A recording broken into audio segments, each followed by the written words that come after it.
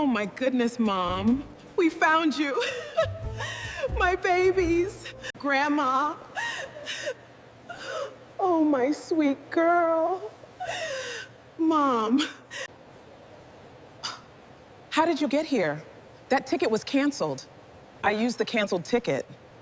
You didn't think I'd find out? I know why you wanted me left behind. We never meant to hurt you, Mom. It was for your own good. Lies.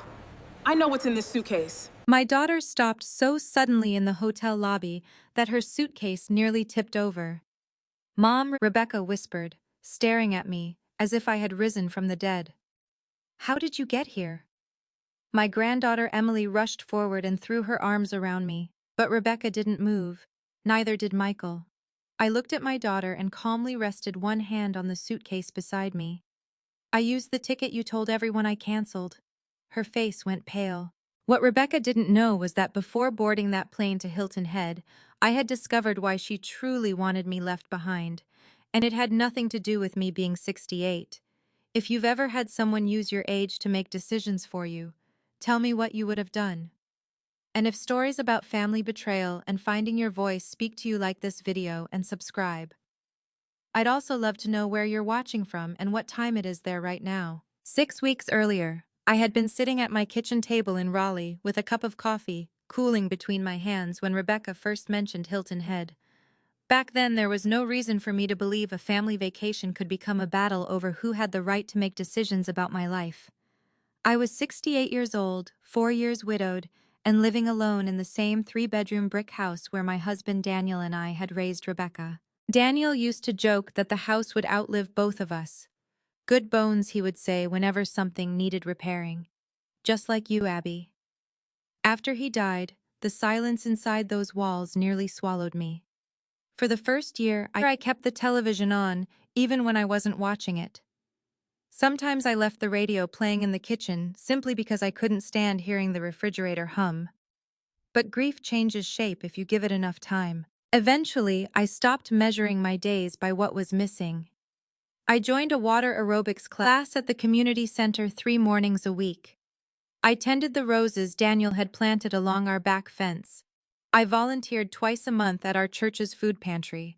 I drove myself wherever I needed to go, handled my own bills, managed my retirement accounts, scheduled my own appointments, and kept a calendar more organized than I ever had when I was working. Before retirement, I'd spent 31 years in administrative operations for an insurance company. My job had been built around deadlines, paperwork, budgets, and catching mistakes before they became expensive problems. I wasn't helpless. I wasn't confused. And I certainly wasn't waiting for somebody to take over my life. Still, there was one thing I missed more than I liked admitting. Family. Rebecca was my only child. After Daniel died, I found myself saying yes whenever she suggested dinner, birthdays, holidays, or weekend outings. If the family wanted to go somewhere special, I often offered to pay. Part of that was generosity. Part of it, if I'm being truthful, was fear. When your husband dies after 43 years of marriage, you discover how quickly a full house can become an empty one. Somewhere along the way, I began confusing being useful with being needed, especially when it came to my granddaughter. Emily was 17, then only a few months away from turning 18. She had Daniel's sense of humor and Rebecca's eyes, but there was something wonderfully independent about her. She could sit at my kitchen table for 2 hours, talking about college applications, friendships books, or whatever injustice had happened at school that week. She never treated me like an old woman. I was simply Grandma. That afternoon, Rebecca called while I was finishing my coffee. "Mom, what would you think about Hilton Head?" I smiled. "As a concept or as a destination?" She laughed. "A trip. Before Emily turns 18. That got my attention. Rebecca explained that once Emily started her senior year in earnest, everything would become college applications, campus visits, graduation plans, and eventually leaving home. "One last family trip before life gets crazy," she said. The phrase caught somewhere inside me. One last family trip. I pictured Emily walking beside me on the beach. I pictured dinners together, photographs at sunset, and mornings when nobody had anywhere else to be. "I think it's a wonderful idea." Rebecca sounded relieved. We spent nearly 40 minutes talking about dates. Michael's work schedule was unpredictable because of his real estate projects, but Rebecca found a week when he could supposedly step away. That evening, I started researching. I had accumulated airline miles and travel rewards for years, including points Daniel and I once planned to use together. Most had simply sat there after his death. Using them for my family felt right. Over the next several days, I handled most of the arrangements. I booked 4 airline tickets from Raleigh-Durham for Rebecca, Michael, Emily, and me. I found a beautiful villa near the water, with enough space that nobody would feel crowded. It had a screened porch, a large kitchen, and a short walk to the beach. The deposit wasn't small. I paid it anyway. When I told Rebecca, she gasped. "Mom, you didn't have to do all that." "I know. We were going to split it. We still can. You can buy me dinner." She laughed. "Deal." For the next 2 weeks, the trip became our favorite subject. Emily texted me pictures of beach hats. Rebecca sent restaurant recommendations. I ordered a new swimsuit, something I hadn't done in years, and stood in front of my bedroom mirror, wondering whether the blue one made me look washed out. I finally chose coral. Daniel had always liked me in bright colors. One Sunday, Emily came over and found the swimsuit folded on my bed. "Grandma, that's cute." "At my age, cute may be ambitious." She frowned at me. "Don't do that. Do what that thing where older women insult themselves before anybody else gets the chance." I stared at her. Then I laughed. "Where did you learn to talk like that, the internet?" "Of course." She hugged me from behind. "You're going to look great." That moment stayed with me later. Because Emily never questioned whether I belonged on that trip. Neither had Rebecca at first. In fact, Rebecca seemed delighted that I was coming. Then about 3 weeks before we were supposed to leave, something changed. It began so subtly that I almost missed it. Rebecca called one evening while I was watering the roses. "Mom, have you thought about how much walking there might be?" I tucked the phone between my shoulder and ear. "On vacation at the airport, around the resort, on the beach. I imagine I'll use my legs." There was a pause. "I'm serious. So am I." She laughed, but it sounded forced. "I just don't want you overdoing it." I looked down at the garden hose in my hand. That morning I had completed 45 minutes of water aerobics, stopped at the grocery store, carried my own bags inside, and spent an hour trimming roses. "I think I'll survive a beach." "I know. I'm just thinking ahead." I let it go. 2 days later, she asked whether I had spoken to my doctor about traveling in hot weather. I actually laughed. "Rebecca, I'm going to South Carolina, not crossing the Sahara. Heat affects older people differently." There it was. Older people. Not mom, not you. Older people. I told myself she was being protective. That was what daughters did, wasn't it? Especially daughters who had already lost one parent. But then Michael joined in. At Sunday dinner, he asked whether I wanted them to arrange airport assistance. What kind of assistance? A wheelchair, maybe. My fork stopped halfway to my mouth. Emily looked up immediately. "A wheelchair. Grandma goes to water aerobics more than you go to the gym." Michael chuckled. "I'm just trying to make things easier. I can walk through an airport." "Of course." The words were polite. The tone wasn't.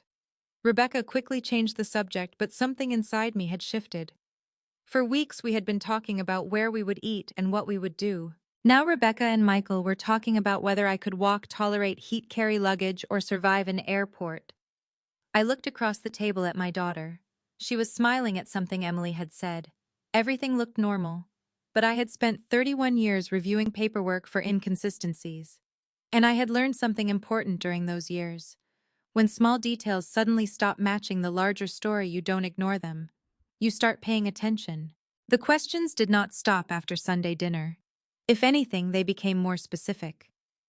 3 mornings later, Rebecca called while I was standing in the parking lot outside the community center. I had just finished water aerobics and was still wearing my swimsuit under a loose cotton dress. "Are you busy?" she asked. "I just finished class." There was a short pause. "You're still doing that 3 times a week?" I frowned. "I have been for almost 2 years." "I know, I was just asking." Something about her tone bothered me. It wasn't curiosity. It sounded more like confirmation. I unlocked my car. What is it, Rebecca? Nothing. I was thinking about Hilton Head. Again. What about it? Have you ever walked very far on sand? I actually looked at the phone. Have I ever walked on sand, you know what I mean? Soft sand can be difficult, especially if your balance isn't what it used to be. My balance is fine. I'm not saying it isn't. You just suggested it wasn't. She sighed. Mom, why do you always get defensive when I try to look out for you? That sentence silenced me. There is a particular kind of argument where the moment you defend yourself, your defense becomes evidence against you. If I said I was capable, I was being stubborn. If I objected to being treated as incapable, I was being defensive. Either way, Rebecca got to define the problem. I appreciate your concern, I said carefully, but I don't need you evaluating my balance. I'm not evaluating you.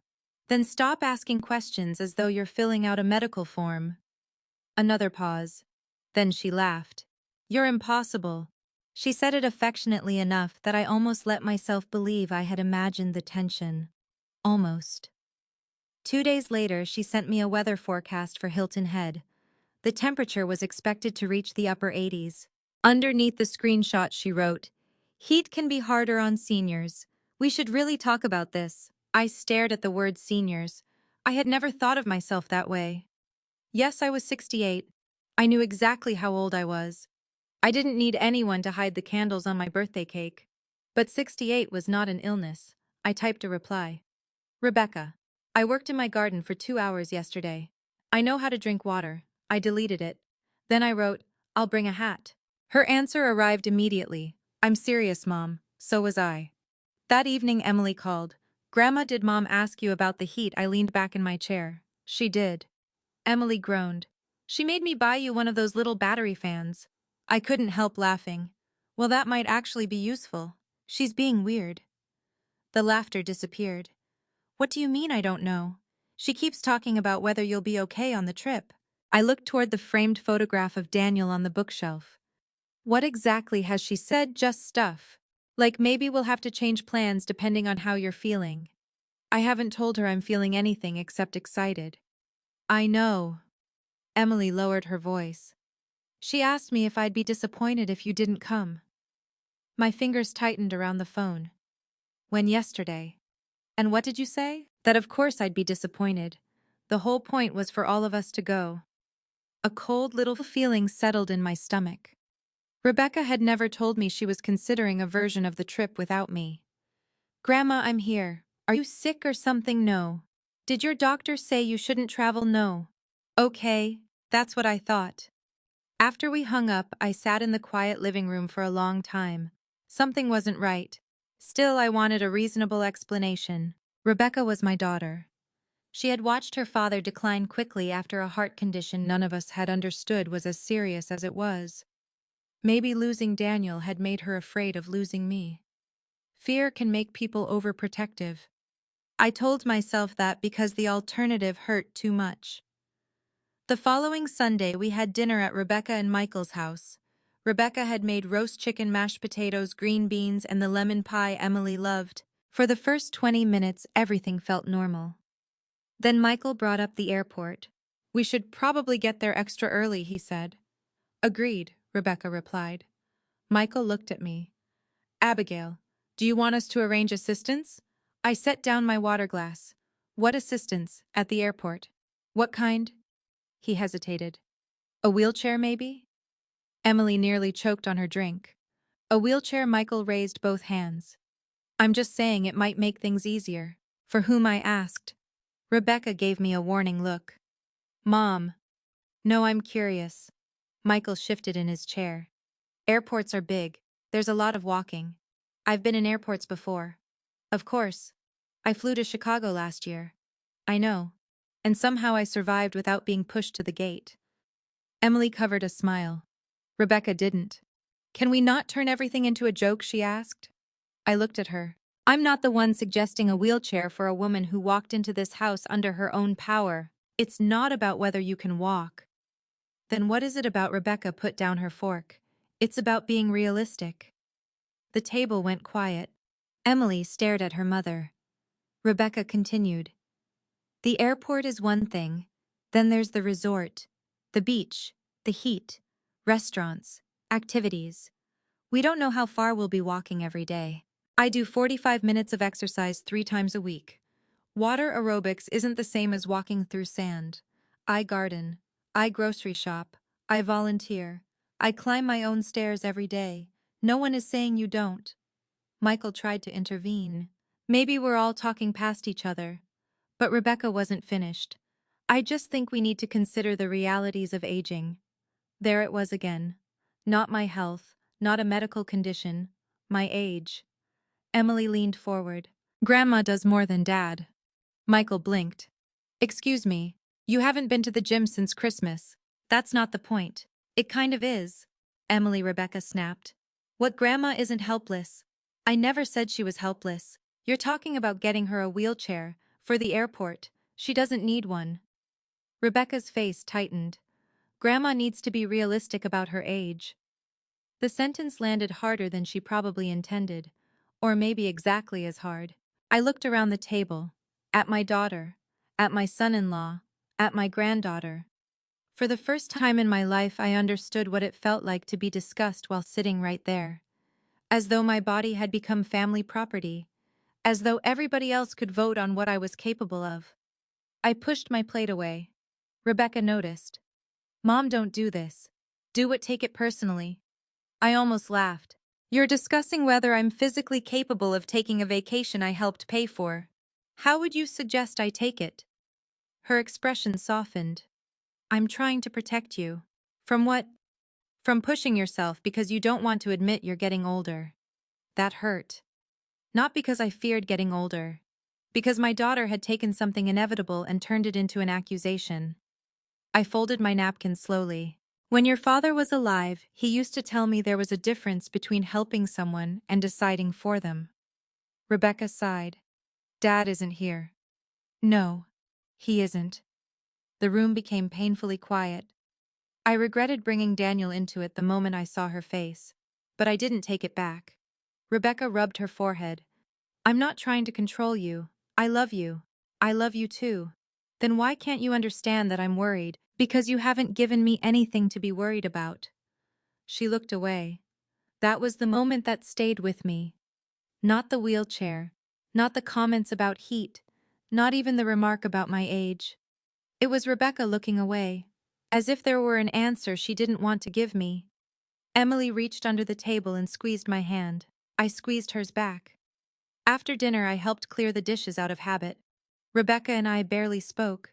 When I finally picked up my purse, she walked me to the door. Mom. I turned. Her voice was gentle again. Just think about what I said. I will. I want this trip to be good for everyone. So do I. She hugged me. But as I drove home through the Raleigh night, I kept replaying those words. Good for everyone. Not good for me. Not safe for me. Good for everyone. At a red light, I looked at my reflection in the rearview mirror. Gray at my temples. Fine lines around my eyes. The face of a 68-year-old woman who had buried a husband, raised a daughter, built a career, managed a household, and survived years when she had thought grief might break her. I wasn't ashamed of that face. But for the first time, I wondered if Rebecca was. Or worse. Whether my age wasn't something she feared at all. Maybe it was something she needed. 10 days before we were supposed to leave for Hilton Head, Rebecca called me just after breakfast. I knew something was wrong before she said it. There was a careful softness in her voice, the kind people use when they have already made a decision and are preparing you to accept it. Mom, do you have a minute? I have several. I've been thinking about our conversation Sunday. So have I. She hesitated. I really don't think you should come on the trip. There it was. No questions about heat. No concerns about airports. No wheelchair disguised as convenience. Just a decision. I slowly put my coffee mug down. You don't think I should come? I think it would be better if you stayed home. Better for whom, Mom? Please don't start. I'm asking a simple question. For everyone. That phrase again. For everyone. Rebecca continued before I could respond. We're going to be moving around constantly. Emily wants to do things, Michael has already planned a couple of excursions. I don't want everybody worrying about whether you're tired. Has anybody besides you expressed concern about me being tired? Silence. Rebecca. That's not fair. It was a question. She exhaled sharply. I knew you'd make this difficult. I stared through my kitchen window at Daniel's roses. I helped pay for this trip. I know. I paid the villa deposit. I know. I used my travel points for the flights. I know, Mom. And now you're telling me I shouldn't go because my presence might inconvenience everybody. I didn't say inconvenience. You didn't need to. Her voice hardened. This is exactly what I'm talking about. You take everything personally. Rebecca, you are talking about me. Another silence. Then the softness returned. Look, maybe we can do something closer to home later. Just you and me. Somewhere relaxing. I don't need an alternative vacation. I'm trying to compromise. There is nothing to compromise. I am going to Hilton Head. She sighed. Mom, I haven't canceled my ticket. You should. No. Can you at least think about it? I already have. For several seconds, neither of us spoke. Then Rebecca said quietly, Fine. It wasn't agreement. It sounded like postponement. 2 days passed. I heard nothing more about canceling. I began packing anyway. I laid out the coral swimsuit. Emily liked 2 linen shirts, comfortable walking shoes, sandals, and the wide-brimmed straw hat Rebecca had insisted I bring. I was deciding between 2 dresses when my phone rang. Emily. Hey, sweetheart. Grandma. Her voice sounded uncertain. What's wrong? Nothing. I just wanted to ask you something. Ask. There was a pause. Why did you cancel? My hand froze over the dress on my bed. Cancel what? The trip? For a moment I genuinely thought I had misunderstood her. What are you talking about, Hilton Head? I haven't canceled anything. Silence. Then Emily said, Mom said you decided not to come. I sat down on the edge of the bed. When did she tell you that? Yesterday? What exactly did she say? That you weren't feeling up to traveling and you thought staying home would be better? My heart began beating harder.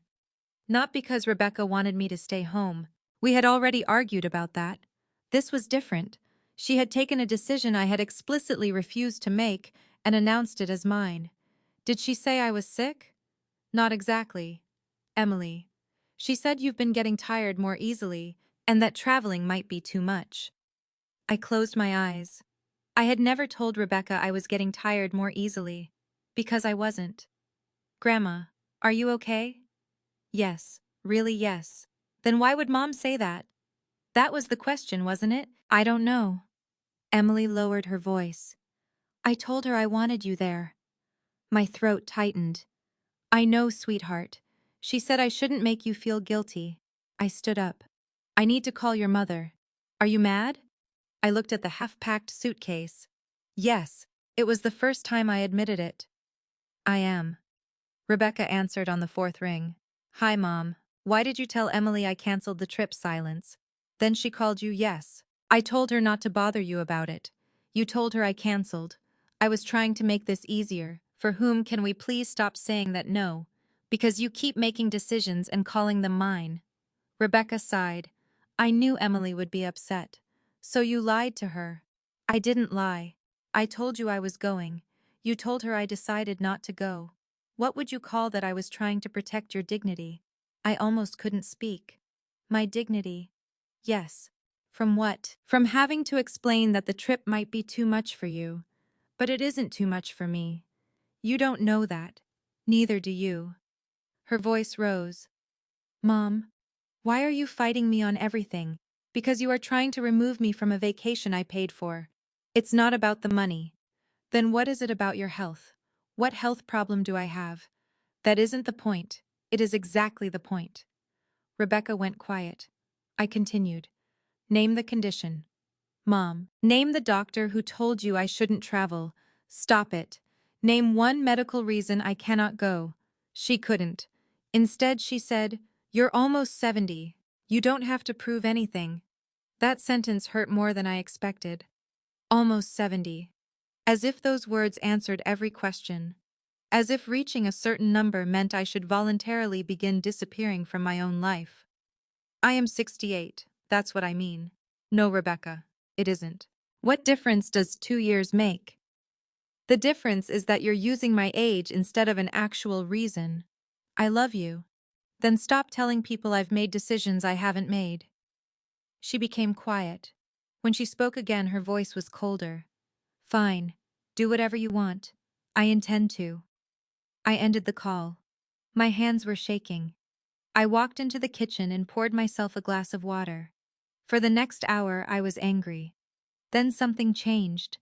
The anger became curiosity. Why was Rebecca working so hard to create the impression that I had chosen to stay home? If she simply didn't want me there, she could have told Emily we disagreed. Instead, she had constructed a story. Grandma was tired. Grandma wasn't feeling up to traveling. Grandma had decided for herself that staying home was best. It made Rebecca look compassionate. More importantly, it made me look willing. That word stayed with me. Willing. That afternoon, I opened my laptop and checked the airline reservation. 4 passengers. 4 confirmed tickets. My name was still there. Abigail Hernandez. Confirmed. I clicked through the itinerary. Nothing had been canceled. I stared at the screen. Rebecca apparently believed that after our argument, I would eventually do what she wanted. Perhaps she assumed embarrassment would keep me home now that Emily had been told. Perhaps she expected me to surrender simply to avoid conflict. For most of my life, that might have worked. I had always been the person who smoothed things over. When Rebecca was young, I apologized first after arguments, even when I wasn't wrong. When Daniel and I disagreed, I was usually the one who broke the silence. After he died, that habit became stronger. I wanted peace. I wanted family dinners. I wanted invitations. I wanted my daughter close. And somewhere along the way, Rebecca may have learned that if she pushed hard enough, eventually, I would move. That evening, I received a text from her. I hope you're not upset. I'm only doing what I think is best for you. I read it twice, then I typed I understand. That was all. Rebecca responded with a heart. She thought the argument was over. I didn't correct her. The next morning I went to water aerobics. After class I walked 20 minutes on the treadmill. Not to prove anything, just because I felt like it. When I returned home, I passed the suitcase in my bedroom. I stopped. For a moment I considered unpacking it. Not because Rebecca was right, because I was tired of fighting. Then I remembered Emily's question. Why did you cancel? I hadn't. And I wasn't going to let someone else rewrite my choices simply because arguing with me had become inconvenient. I zipped the suitcase closed, but I didn't tell Rebecca. For the first time since this whole thing began, I stopped trying to convince my daughter that I was capable. I stopped defending myself. I stopped explaining. If Rebecca wanted to believe she had won, I decided to let her. Because my ticket was still confirmed. And I was beginning to understand that sometimes silence isn't surrender. Sometimes it's how you learn what people are willing to do when they think you're no longer watching. 3 days before we were supposed to leave for Hilton Head, an email arrived that Rebecca was never expecting me to read. I was sitting at my kitchen table paying the electric bill when my phone chimed. The subject line read, "Updated information, Hilton Head reservation." At first I assumed it was something ordinary. Check-in instructions, parking information, maybe a reminder about the villa deposit. Because I had made the original reservation and paid the deposit with my credit card, my email address remained attached to the booking, even though Rebecca had taken over most of the communication afterward. I opened it. The message itself was harmless. It contained instructions for accessing the property and a link to resort services. But underneath it was the previous email chain. I nearly closed the message. Then I saw Rebecca's name. One sentence caught my attention. "Thank you for helping arrange the private space for our Tuesday morning consultation." I frowned. Consultation. I scrolled down. Rebecca had exchanged several emails with a resort employee named Caroline, most concerned reserving a quiet conference room inside the main building. Then I saw the line that changed everything. The video call will be with our senior transition consultant, and privacy is very important. I read it twice. Senior transition consultant. I had never heard Rebecca mention one. Maybe it had something to do with Michael's parents, I thought. His mother was in her 70s. Perhaps they were considering assisted living. That explanation lasted about 10 seconds. Because the next email said, "My mother will not be participating in the initial discussion, so please do not include her name on the room reservation." I stopped breathing. My mother. Me. I leaned closer to the screen. The conference room was reserved for Tuesday at 10 in the morning during our week at Hilton Head, the week Rebecca believed I would be sitting alone in Raleigh. I went back to the top and reread every message. There was no mistake. Rebecca had arranged a private consultation concerning me. Without me. I stood up and walked to the sink. For several seconds I simply stared through the window. Daniel's roses moved gently in the breeze. My first instinct was to call Rebecca immediately. I wanted to ask her what the hell she was doing. My hand was already reaching for my phone when I stopped. 31 years in insurance administration had taught me one habit that saved my department from more than one expensive mistake. Read everything before reacting. So I sat back down.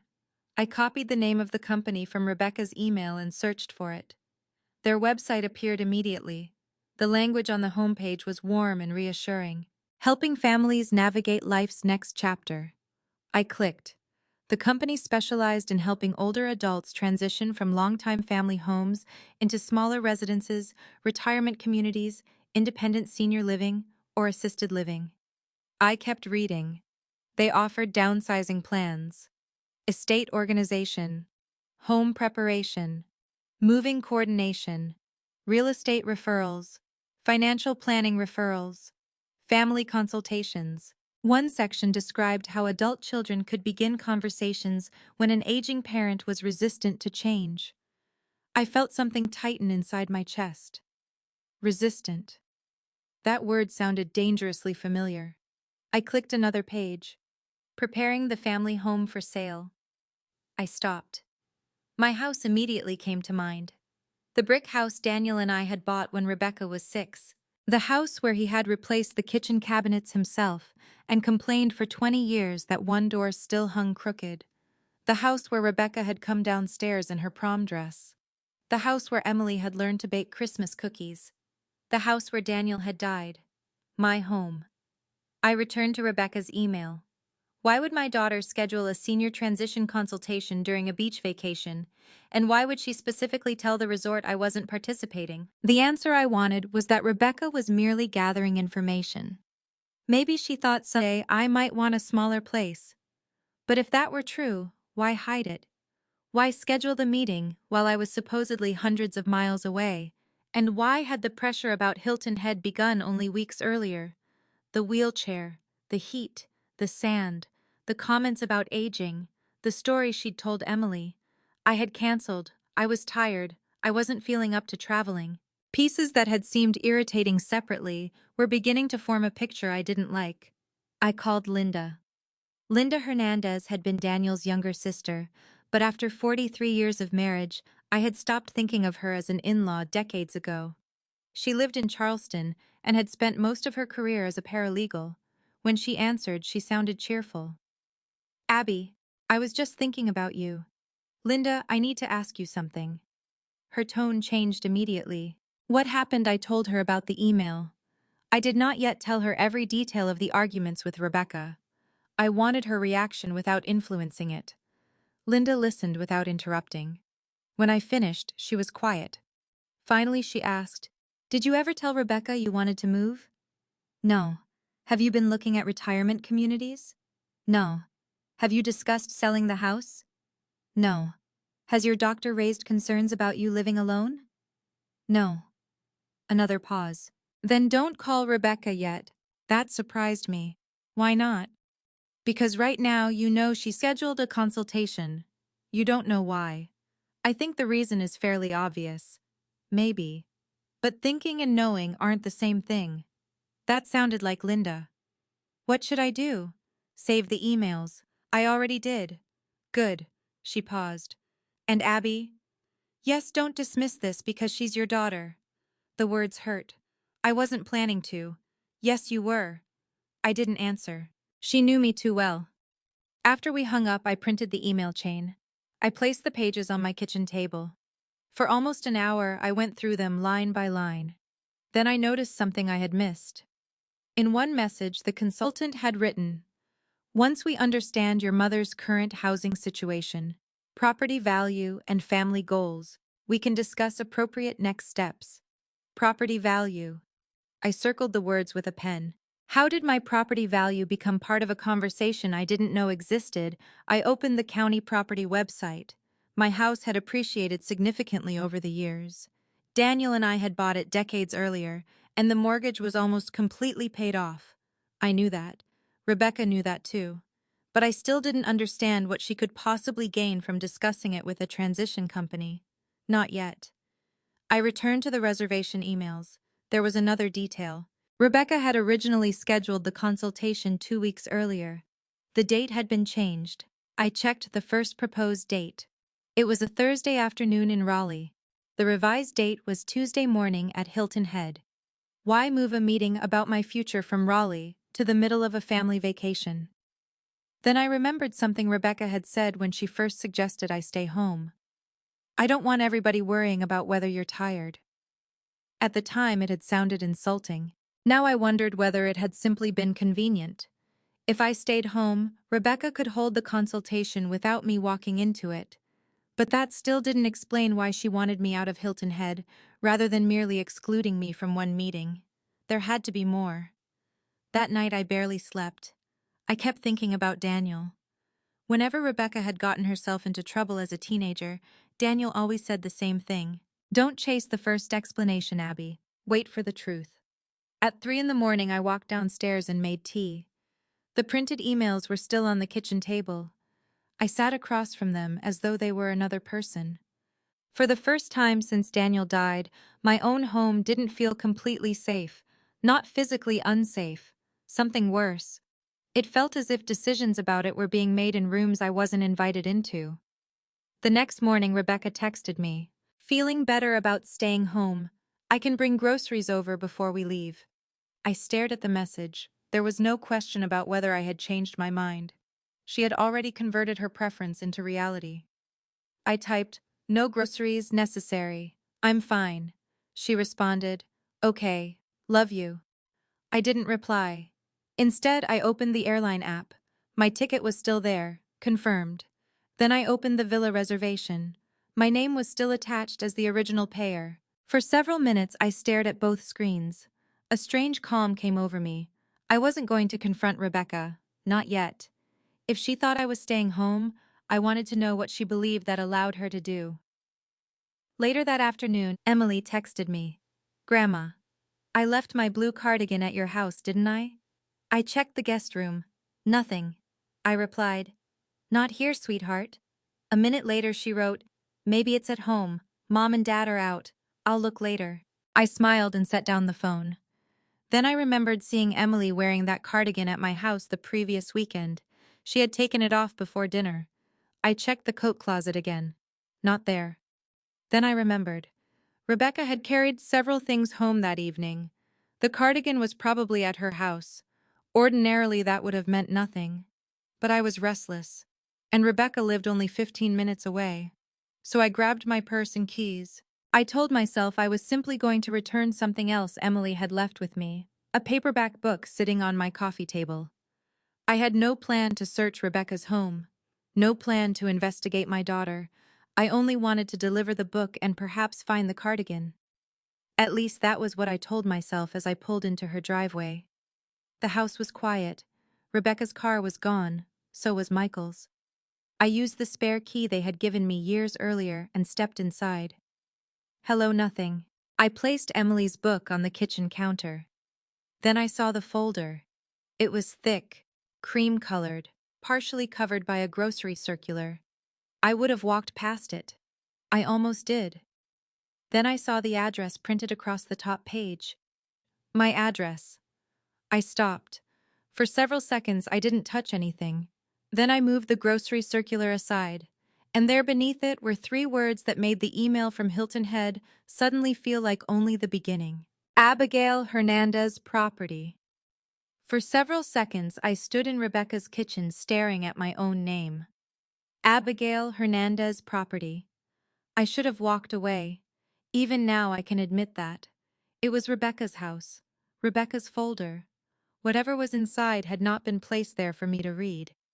But there is a difference between invading someone's privacy and discovering that someone has been quietly planning your future without your permission. The email about the senior transition consultant was still fresh in my mind. So was the phrase property value. I touched the folder. My hands were cold.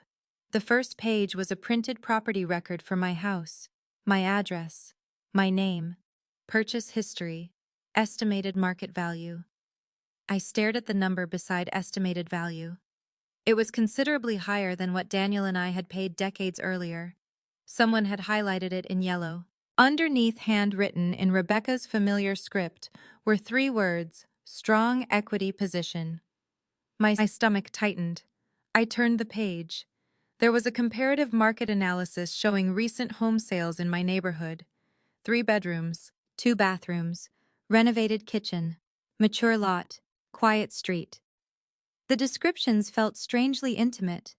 They were describing my home as an asset instead of the place where I had lived most of my adult life. I turned another page. This one listed retirement communities around Raleigh. Independent living, senior apartments, continuing care communities. Monthly fees were written beside several names. One had a circle around it. Next to the circle, Rebecca had written, "Could work if house sells high enough." I sat down. Suddenly my knees did feel weak. Not because I was 68, because my daughter had apparently calculated where I might live after selling a house I had never agreed to sell. I kept going. There were printed articles about downsizing. A checklist titled, "Preparing an Aging Parent for Transition." Another page discussed decluttering a longtime family home before listing it. I felt nauseated. Every room of my house flashed through my mind. The kitchen table where Daniel and I had eaten breakfast for 30 years. The living room where Rebecca opened Christmas presents as a child.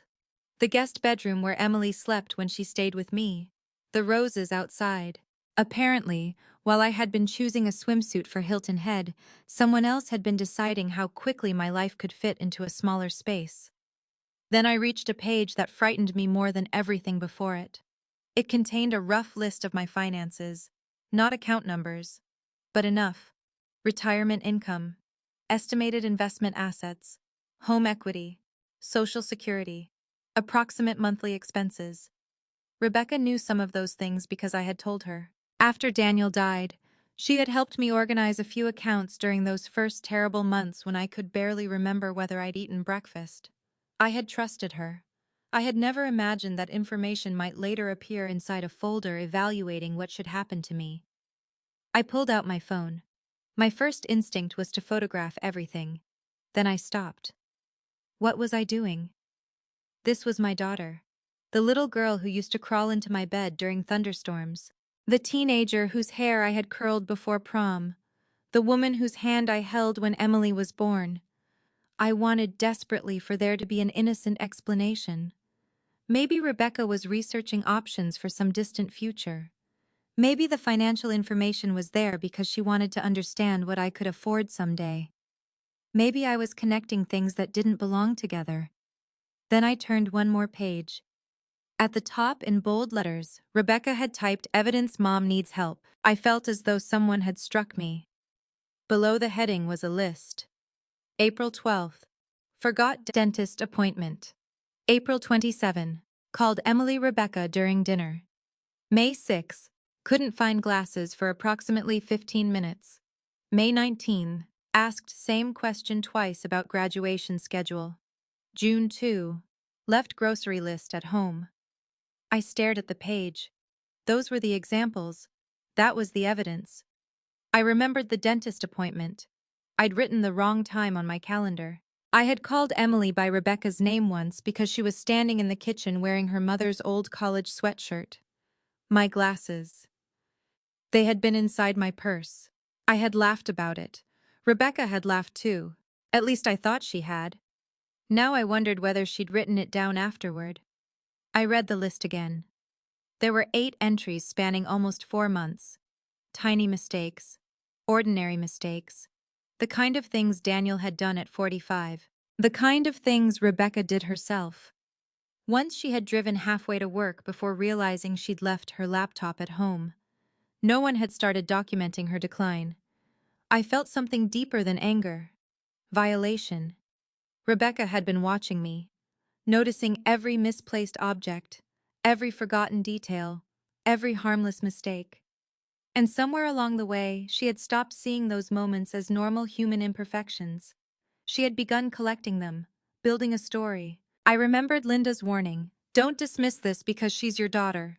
I took out my phone. This time I didn't hesitate. I photographed the page, then the property estimate, the retirement communities, the financial summary. I worked carefully, making sure every photograph was readable. I didn't take anything. I didn't rearrange anything. I simply documented what concerned my life. Then I found another sheet. It wasn't titled. It appeared to be Rebecca's handwritten notes. Mom increasingly resistant to discussing future. May need outside professional to help her understand. Emily emotionally attached to house grandma. Avoid involving her too early. Michael thinks we should move faster. I stopped. Michael. Until that moment, part of me had believed this was Rebecca acting alone. Now my son-in-law's name was sitting on the page. Michael thinks we should move faster. Faster toward what? Selling my house. Moving me. Declaring me incapable of deciding. My mouth went dry. I photographed that page too. Then I heard a sound outside. A car door. I froze. For one terrible second, I imagined Rebecca walking through the front door and finding me sitting at her kitchen table with the folder open. I quickly returned the papers to their original order. Property estimate, market analysis, retirement communities, financial notes, evidence list. I closed the folder and slid the grocery circular back over it. My heart was pounding. I picked up Emily's paperback book.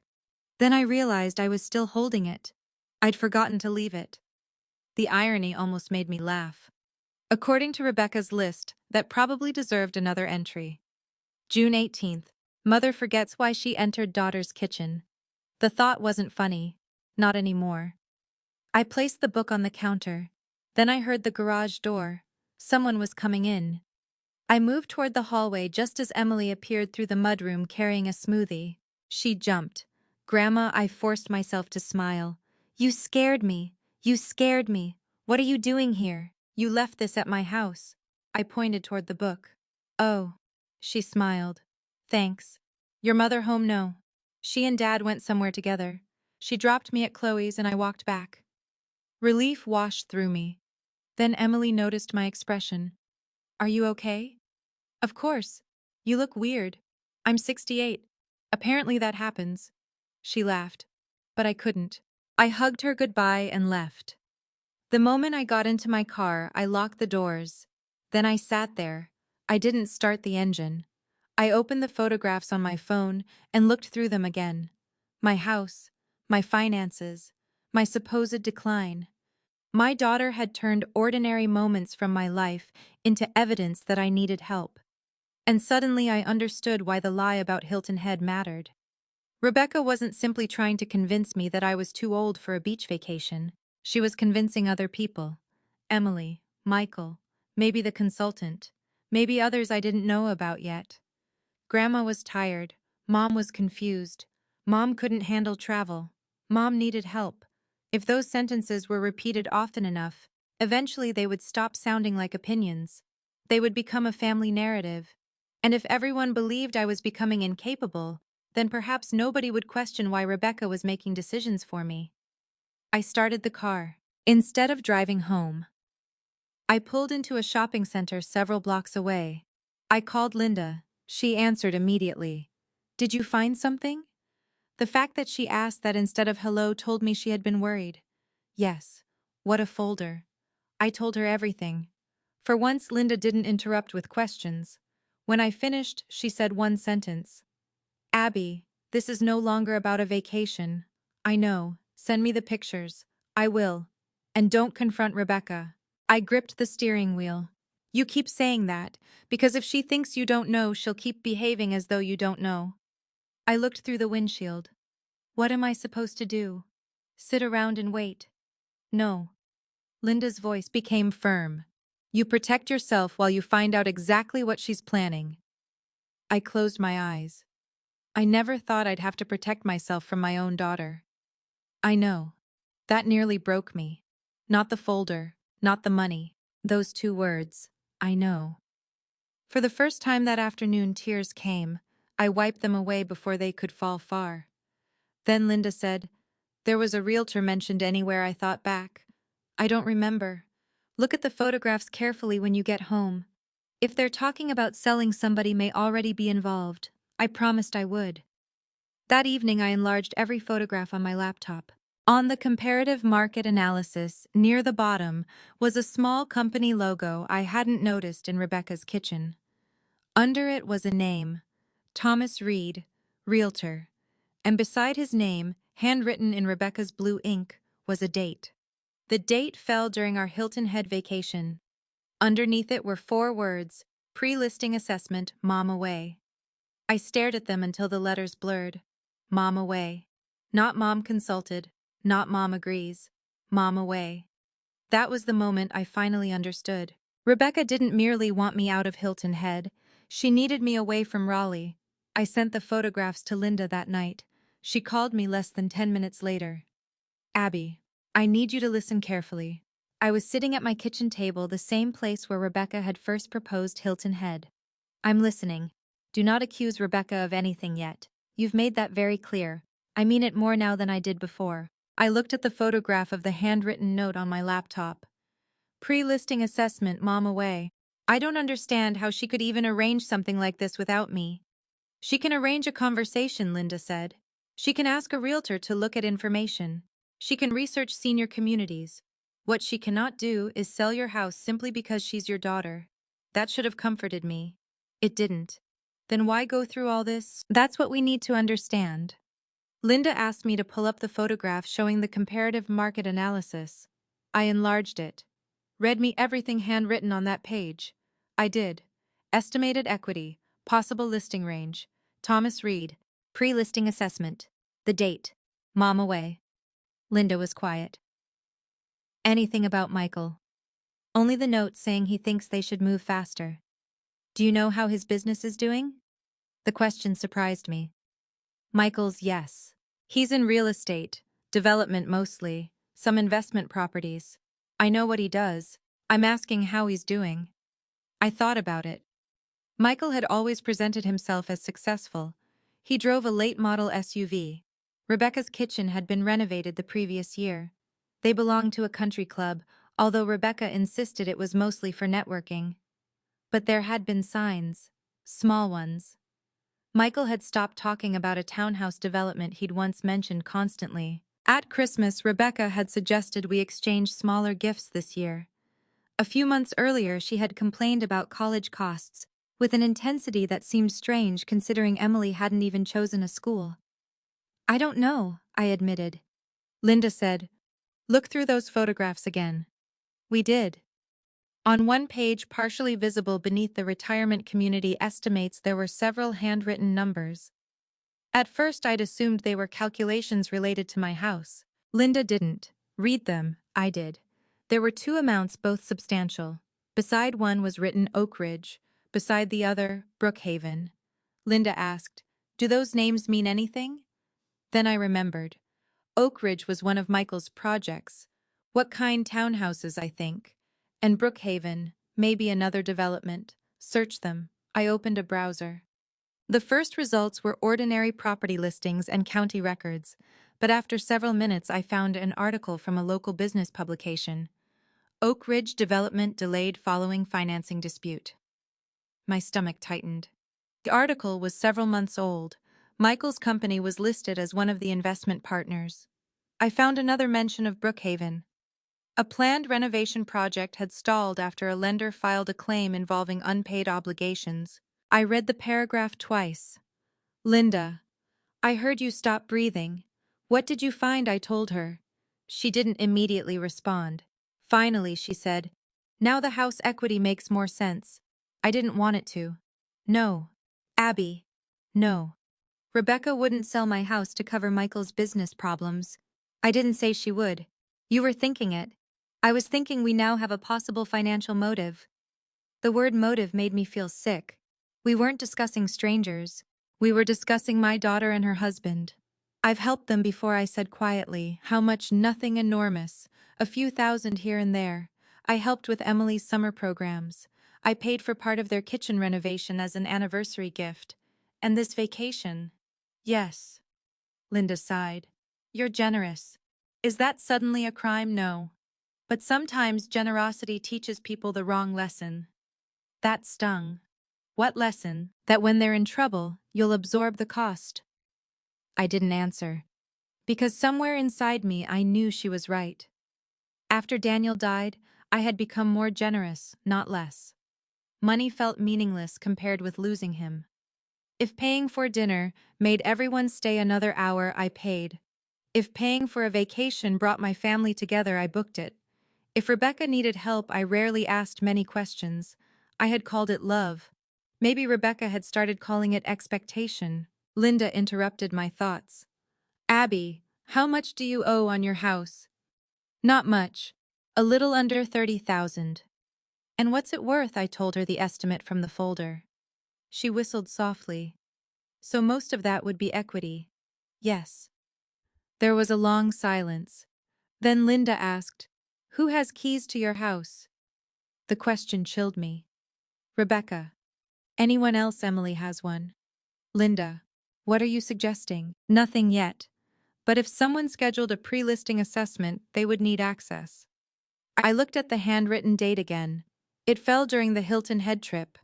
The family was supposed to be away.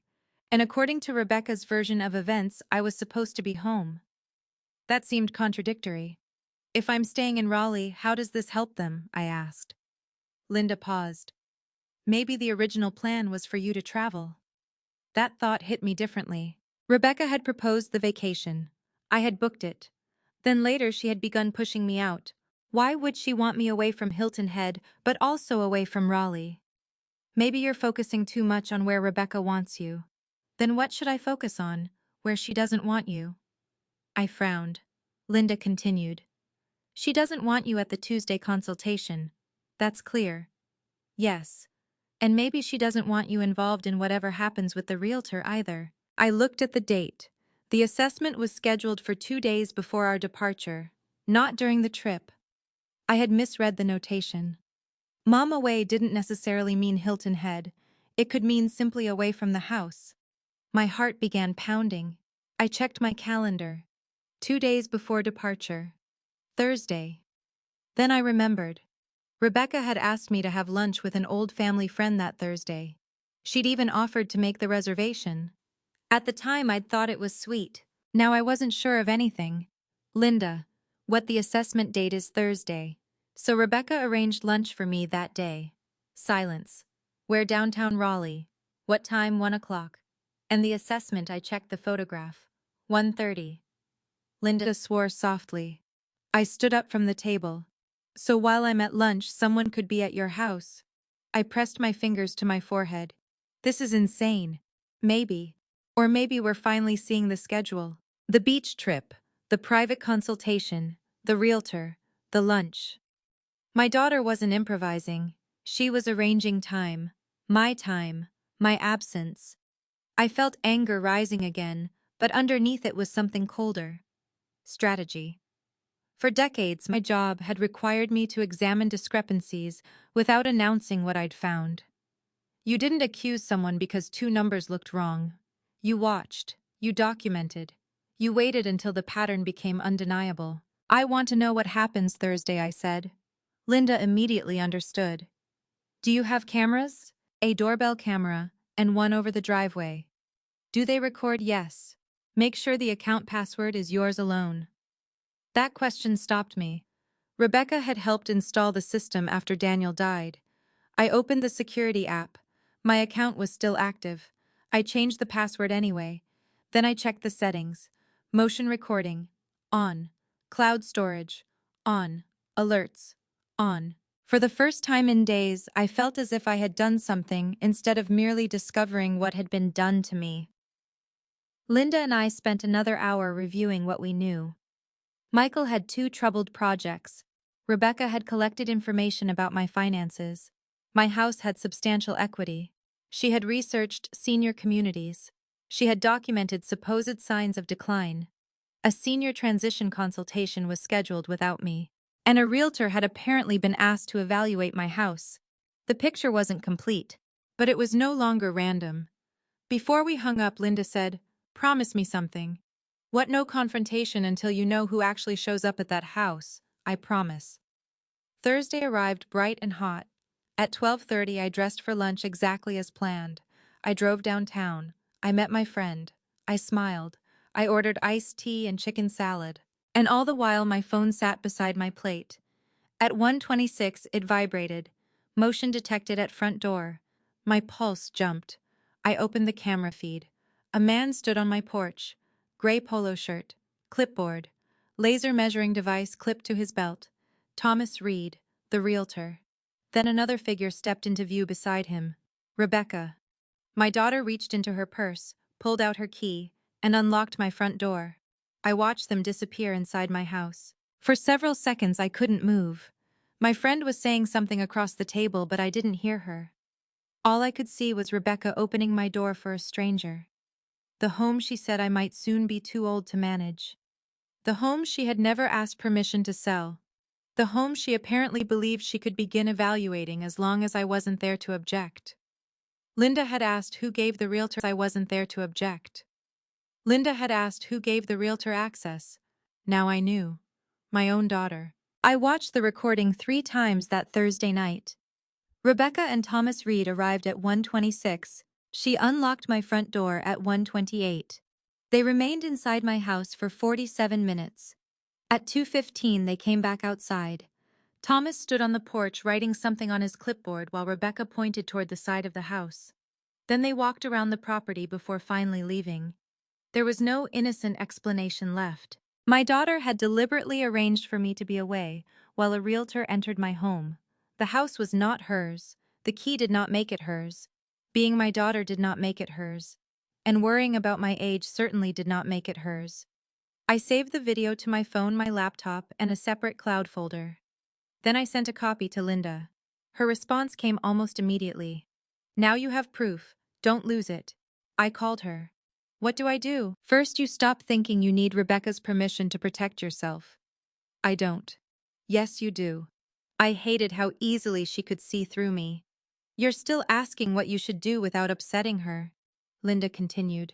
"Start asking what you should do to protect Abigail." I looked toward the photograph of Daniel on the mantel. "I don't know how we got here. You don't need to solve that tonight. But she's my daughter. And you're her mother, not her property." Those words stayed with me. The following morning was the day before our flight. Or rather, their flight as far as Rebecca knew. At 9:15 my phone rang. "Rebecca." I let it ring twice before answering. "Good morning." "Hi, Mom. How are you feeling?" There was something almost absurd about the question now. "I feel fine." "Good." She sounded relieved. "I wanted to make sure everything was settled before we leave tomorrow." "Settled with you staying home." I walked into the kitchen. "I thought you already told everyone it was." There was a pause. "Mom, I don't want to argue again. Neither do I." Her voice softened. "I've taken care of everything." The phrase made my skin crawl. Everything. The family story. The vacation. The consultant. The realtor. My house. I wondered exactly how much everything included. Rebecca continued. "I can stop by tonight if you need groceries." "I don't." "Are you sure?" "Yes." "What about prescriptions?" "I don't have any prescriptions that need filling. I just don't want you running around while we're gone." I almost asked whether she preferred me at home, where she could keep track of me. Instead, I said, "I'm perfectly capable of buying groceries." "I know." That automatic answer again. "I know." Always followed by behavior suggesting the opposite. Then she said Emily is still disappointed. "I imagine she is. I told her not to make you feel guilty." I closed my eyes. You've been very thoughtful. Rebecca missed the irony. I'm trying. We said goodbye. I stood in the kitchen holding the phone long after the call ended. She believed I had surrendered, and I decided not to correct her. I called the airline. A pleasant woman named Denise answered after several minutes. I gave her my confirmation number. I'd like to verify that my reservation is still active. I heard typing. Yes, Ms. Hernandez. I have you confirmed. For tomorrow, yes. Has anyone requested that my ticket be cancelled? Not according to what I'm seeing. Relief washed through me. Because I had purchased the booking through my own account. Rebecca had never had the authority to cancel my ticket without going through me. She had assumed I would do it myself. That assumption was about to become expensive. Not financially, emotionally. After hanging up, I opened my suitcase. The coral swimsuit was still inside. So were my linen shirts, sandals, walking shoes, and wide-brimmed hat. I added toiletries. Then I placed a second folder beneath my clothes. Inside were copies of the emails, photographs from Rebecca's kitchen, my property information, and notes Linda had helped me organize. Linda had also spent the morning helping me think through practical protections. I contacted the realtor's office without mentioning Rebecca by name. I simply stated that I was the legal owner of my property and had not authorized anyone to list or represent it. The receptionist sounded confused. She promised to note the file. I did not yet cancel anything. I wanted to see how far Rebecca believed she had gotten. Next, I changed several passwords. My investment account, my banking login, the security system. Nothing had been stolen. Nothing appeared altered. But access that had once been convenient no longer felt harmless. At 68, I had spent enough years learning that trust should make life easier, not make you vulnerable. By late afternoon, I was ready. I ordered an Uber for early the next morning. I did not tell Rebecca. I did not tell Michael. I didn't even tell Emily. Only Linda knew. That evening, Rebecca sent a photograph to the family group chat. 3 suitcases stood by her front door. Beach-bound tomorrow, Emily replied with a sad face. Then wish Grandma was coming. Rebecca responded, she made the right choice for herself. I stared at those words. The right choice for herself. It was astonishing how easily a lie could become respectable if you dressed it in the language of concern. I typed nothing. At 5:20 the next morning, I wheeled my suitcase quietly out of my house. The sky over Raleigh was still dark. I locked the door behind me and stood on the porch for a moment. For 4 years, leaving that house had always carried a strange feeling. Daniel wasn't inside waiting for me anymore. But that morning felt different. I wasn't leaving because someone had decided I should. I was leaving because I had decided where I wanted to go. My Uber arrived. As we pulled away, I looked back at the house. Airport, the driver asked. Yes. Vacation, I smiled. Something like that. Raleigh-Durham International Airport was already busy when I arrived. Families dragged suitcases toward check-in counters. Business travelers moved quickly through security. Children complained about being tired. Nobody looked at me as if I shouldn't be there. Nobody offered me a wheelchair. Nobody asked whether I could handle the walking. I checked my bag, passed through security, bought coffee, and walked to my gate entirely under my own power. Rebecca would have been disappointed. I found a seat near the window. My flight was earlier than theirs. That had been an accident of the original booking because I'd used points differently for my ticket. Now it felt like a gift. I would reach Hilton Head before they did. I took out my phone. There was a message from Rebecca. Hope you have a relaxing week at home. Love you. I stared at it. Then another notification appeared. Security camera saved event available. I frowned. The timestamp was from Thursday, the day of the realtor visit. I had already watched the front door footage, but this notification came from the driveway camera. I opened it. The angle was wider. Rebecca's car pulled into the driveway. Thomas stepped out carrying his clipboard. Then he opened the rear door. He removed a laser measuring device and a small camera. Rebecca walked toward the house. The recording continued. At one point before entering, Thomas appeared to ask her something. There was no audio from that camera, but Rebecca nodded. Then she pointed toward my house. Not casually, deliberately, as if explaining something. I saved the clip. Another recording showed them leaving. Thomas stood beside Rebecca's car while she spoke on her phone. Then he handed her a sheet of paper. She folded it and put it into her purse. My boarding group was called. I should have put the phone away. Instead, I watched the clip one final time. Rebecca had not wandered into some misunderstanding. She was participating, actively, knowingly. Whatever justification she had created in her mind, she had crossed a boundary she had no right to cross. Group 3 may now board. I stood. Around me, people gathered their bags. I slipped my phone into my purse and reached for the handle of my carry-on. For one brief moment, fear stopped me. Not fear of flying, fear of what would happen when Rebecca saw me. I had spent my whole life trying to keep peace in my family. Getting on that plane meant choosing truth over peace. Then I remembered the folder. Evidence Mom needs help. I remembered Rebecca unlocking my door. I remembered her telling Emily I had made a decision I had never made. And I realized something. Peace built on my silence wasn't peace. It was permission. I handed the gate agent my boarding pass. She scanned it. Have a wonderful trip, Ms. Hernandez. Thank you. I walked down the jet bridge. No wheelchair. No assistance. No daughter deciding what I could handle. Just me, Abigail Hernandez, 68 years old, still capable of choosing where I went, still capable of deciding what happened to my house, and carrying beneath a coral swimsuit in my suitcase enough evidence to make sure my daughter finally understood both. As I stepped onto the plane, I didn't know exactly what I would say when Rebecca saw me in Hilton Head. I only knew one thing. The ticket she thought I had canceled was about to take me straight into the middle of the plan she never expected me to discover. By the time my plane landed, the fear I'd felt at the gate had settled into something quieter. Resolve. I collected my suitcase and took a car to the resort.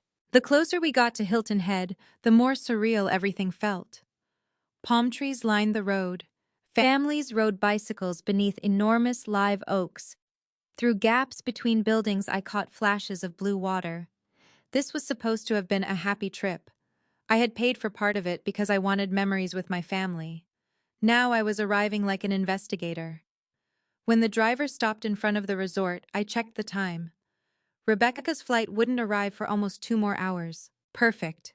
Inside the lobby, I approached the front desk. Reservation for Collins, I said. It may also have my name attached. Abigail Hernandez, the woman typed. Yes, Ms. Hernandez. I see you as the original reservation holder. Those words gave me an unexpected feeling of satisfaction. Original reservation holder. Not confused mother. Not aging parent. Not woman who needed permission. She explained that the villa wasn't ready yet, but I could complete check-in and leave my luggage. I did. Then I found a chair near the tall windows overlooking the grounds and ordered iced tea from the lobby cafe. For nearly 90 minutes I sat there. I could have called Rebecca. I didn't. I could have sent Emily a photograph. I didn't do that either. For once I wanted Rebecca to experience what I had experienced for weeks. The shock of discovering that someone else knew more than you thought they did. Shortly after 3, I saw them. Emily entered first, backpack over one shoulder. Michael followed, pulling 2 suitcases. Rebecca came last. She was wearing a pale blue sundress and sunglasses pushed onto her head. She looked relaxed. Then Emily saw me. Her mouth fell open. Grandma Rebecca stopped. So did Michael. For 1 second, nobody moved.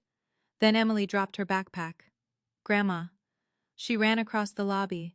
I stood just in time for her to throw both arms around me. You came. I hugged her tightly. I did. I knew it. Then she said something that changed the feeling of the entire moment. I knew you wouldn't abandon me. I pulled back. Abandon you. Emily's smile faltered. Behind her, Rebecca was approaching quickly. Emily, get your bag, but please. The sharpness in her voice made Emily step back. Michael arrived beside us. Abigail. Michael. His eyes moved from me to my suitcase, then toward Rebecca. He wasn't surprised in the same way she was. He looked worried. Rebecca stared at me. Mom. Hello, sweetheart. How did you get here? It was almost exactly the question I'd imagined. I smiled. Airplane. Her jaw tightened. Can I speak to you privately? Of course. She led me toward a quiet corner of the lobby. The moment we were out of Emily's hearing, Rebecca dropped the smile. What are you doing here, taking the vacation we planned? You told me you were staying home. No, I didn't. Yes, you did. I said I understood what you wanted. I never said I agreed. Rebecca stared at me. You let me believe you canceled. You told everyone I canceled before I ever agreed to cancel. Her face changed. For a moment she had no answer. Then she lowered her voice. How did you even use the ticket? I looked directly at her. I used the ticket you told everyone I canceled. Color drained from her face.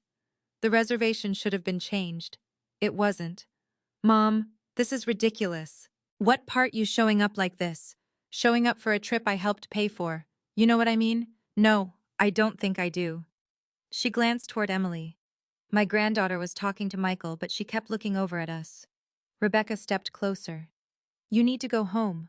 I almost admired the audacity. No. Mom. No.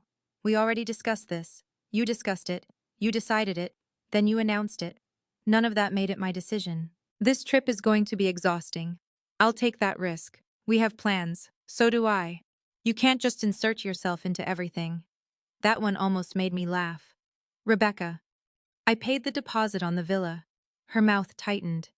That doesn't mean the reservation is still connected to my name. I already checked in. That stopped her. You checked in? Yes.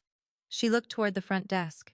For the first time since she entered the lobby, Rebecca seemed genuinely uncertain. I realized something then. She had expected emotional resistance from me. She had not expected practical resistance. She knew how to handle guilt. She knew how to handle arguments. She knew how to say she was worried about me. But she had no prepared response for a mother who simply showed up. Michael approached us. Everything okay? Rebecca turned on him. Did you know her ticket was still active? His expression changed. No. Apparently nobody bothered to make sure. I studied him. Nobody. An interesting choice of word. I said nothing. Michael rubbed the back of his neck. Well, she's here now. Rebecca stared at him. That's your solution. What do you want me to do? Maybe exactly what we discussed. His eyes flicked toward me. Rebecca noticed. So did I. What did you discuss? I asked. Nothing. Rebecca said immediately. Michael looked away. Another discrepancy. Another detail to remember. Then Emily joined us. Grandma, are you staying in the villa? Yes. Her entire face brightened. Good. Rebecca closed her eyes briefly. Emily, what you need to stop acting like this is some victory. Emily frowned. I didn't say it was. You don't understand what's going on. Then explain it. Rebecca didn't. Instead, she picked up her suitcase. We'll talk inside. The villa became available 20 minutes later. As we walked toward it, Emily stayed beside me. Rebecca and Michael walked several steps ahead. I noticed they were whispering. At one point, Michael shook his head. Rebecca said something sharply. Then they stopped talking when they realized I was watching. The villa was beautiful.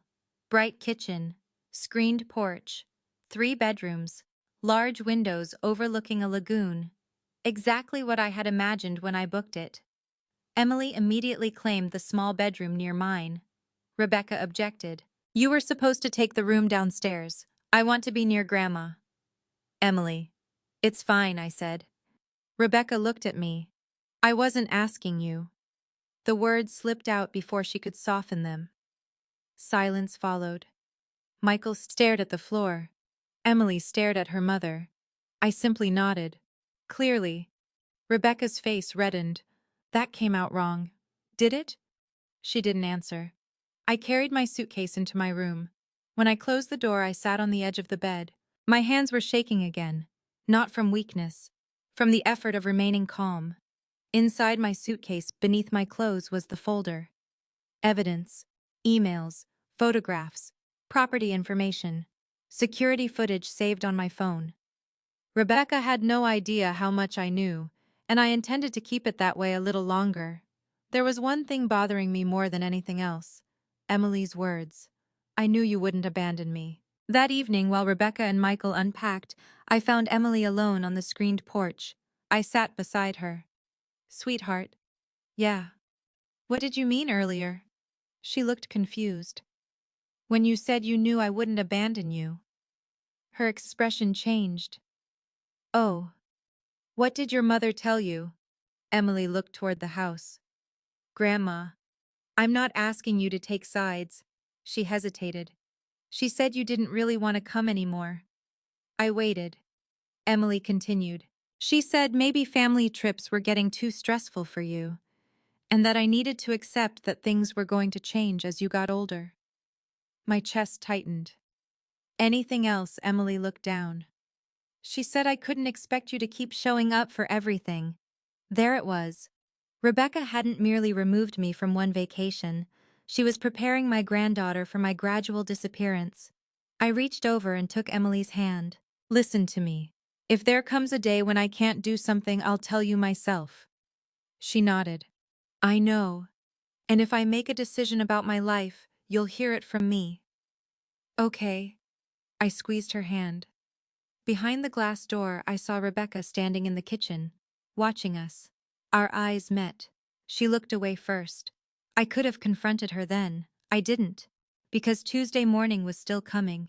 The private consultation. Rebecca thought I knew nothing about was still on the schedule. And now that I had ruined the first part of her plans simply by appearing, I wanted to see what she would do next. Rebecca had spent weeks convincing everyone that I was becoming too old to make my own choices. She still didn't understand what had changed.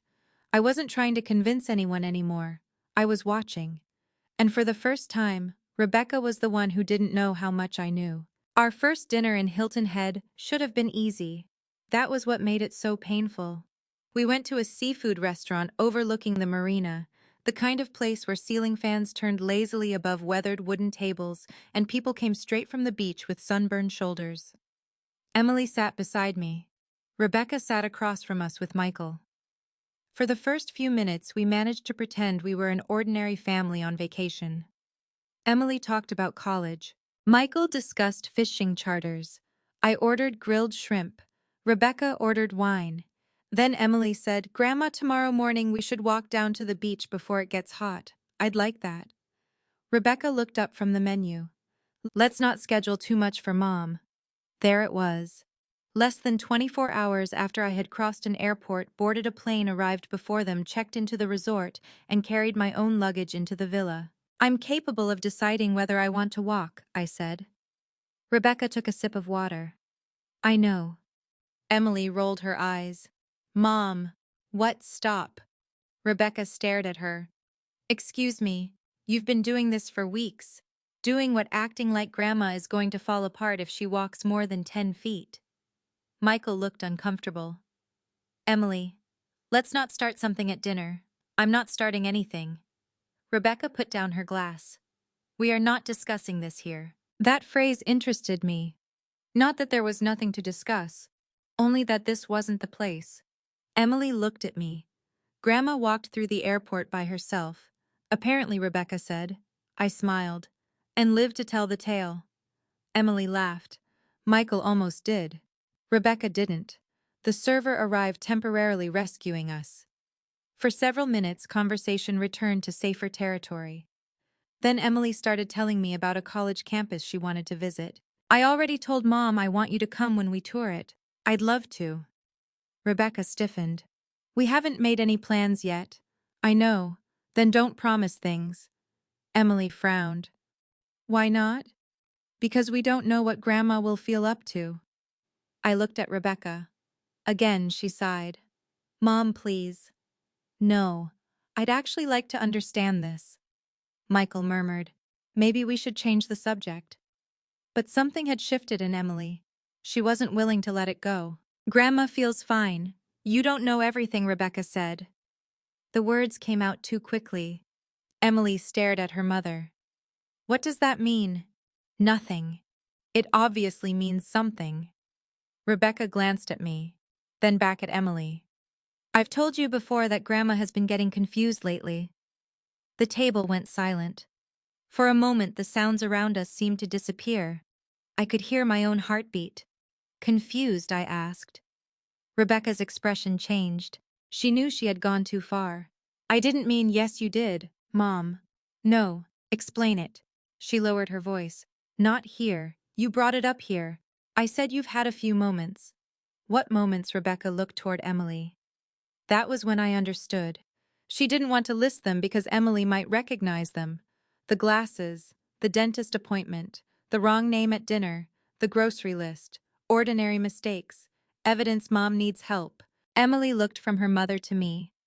Grandma, are you having memory problems? The question hurt more than anything Rebecca had said, not because Emily was cruel, because she was frightened. No, sweetheart, Rebecca interrupted. That's not something you can necessarily judge for yourself. I stared at her. Michael whispered Rebecca. What? She snapped. We're all pretending this isn't happening. What exactly is happening? I asked. She looked at me. Then, perhaps realizing she couldn't reveal too much, she softened her tone. I just think you've been forgetting things more often. Like what you missed your dentist appointment. One appointment. You couldn't find your glasses. They were in my purse. You called Emily by my name. Emily frowned. Mom, you called Dad by Uncle Kevin's name last Thanksgiving. Michael looked at her. She did. Yes. Despite everything, I nearly smiled. Rebecca flushed. That isn't the same. Why? Because it isn't. There it was. The entire argument reduced to its truth. My mistakes counted because I was 68. Hers didn't because she was 42. Our food arrived. Nobody spoke for several minutes. I ate slowly. Rebecca drank more wine than usual. Michael barely touched his dinner, and Emily looked angry. Afterward, we walked back toward the resort. The air smelled like salt and warm pavement. Rebecca and Michael walked ahead. Emily stayed beside me. Halfway back, she said quietly, Grandma, can I tell you something always? Not here. We waited until we returned to the villa. Rebecca said she was tired and went upstairs. Michael followed her. Emily came into my room 20 minutes later. She closed the door. What is it? She sat on the edge of the chair near the window. For once, my talkative granddaughter seemed unable to find words.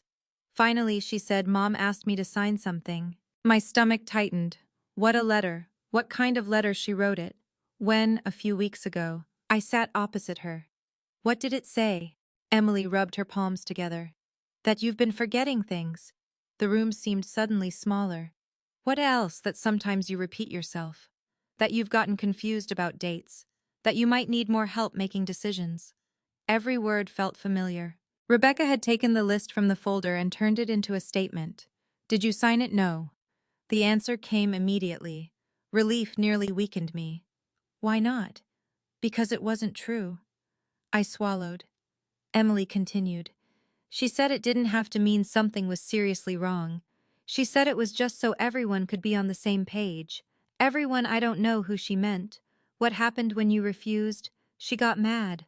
How mad? Emily looked embarrassed. She said I was being immature because I didn't understand what adults sometimes have to do to protect people.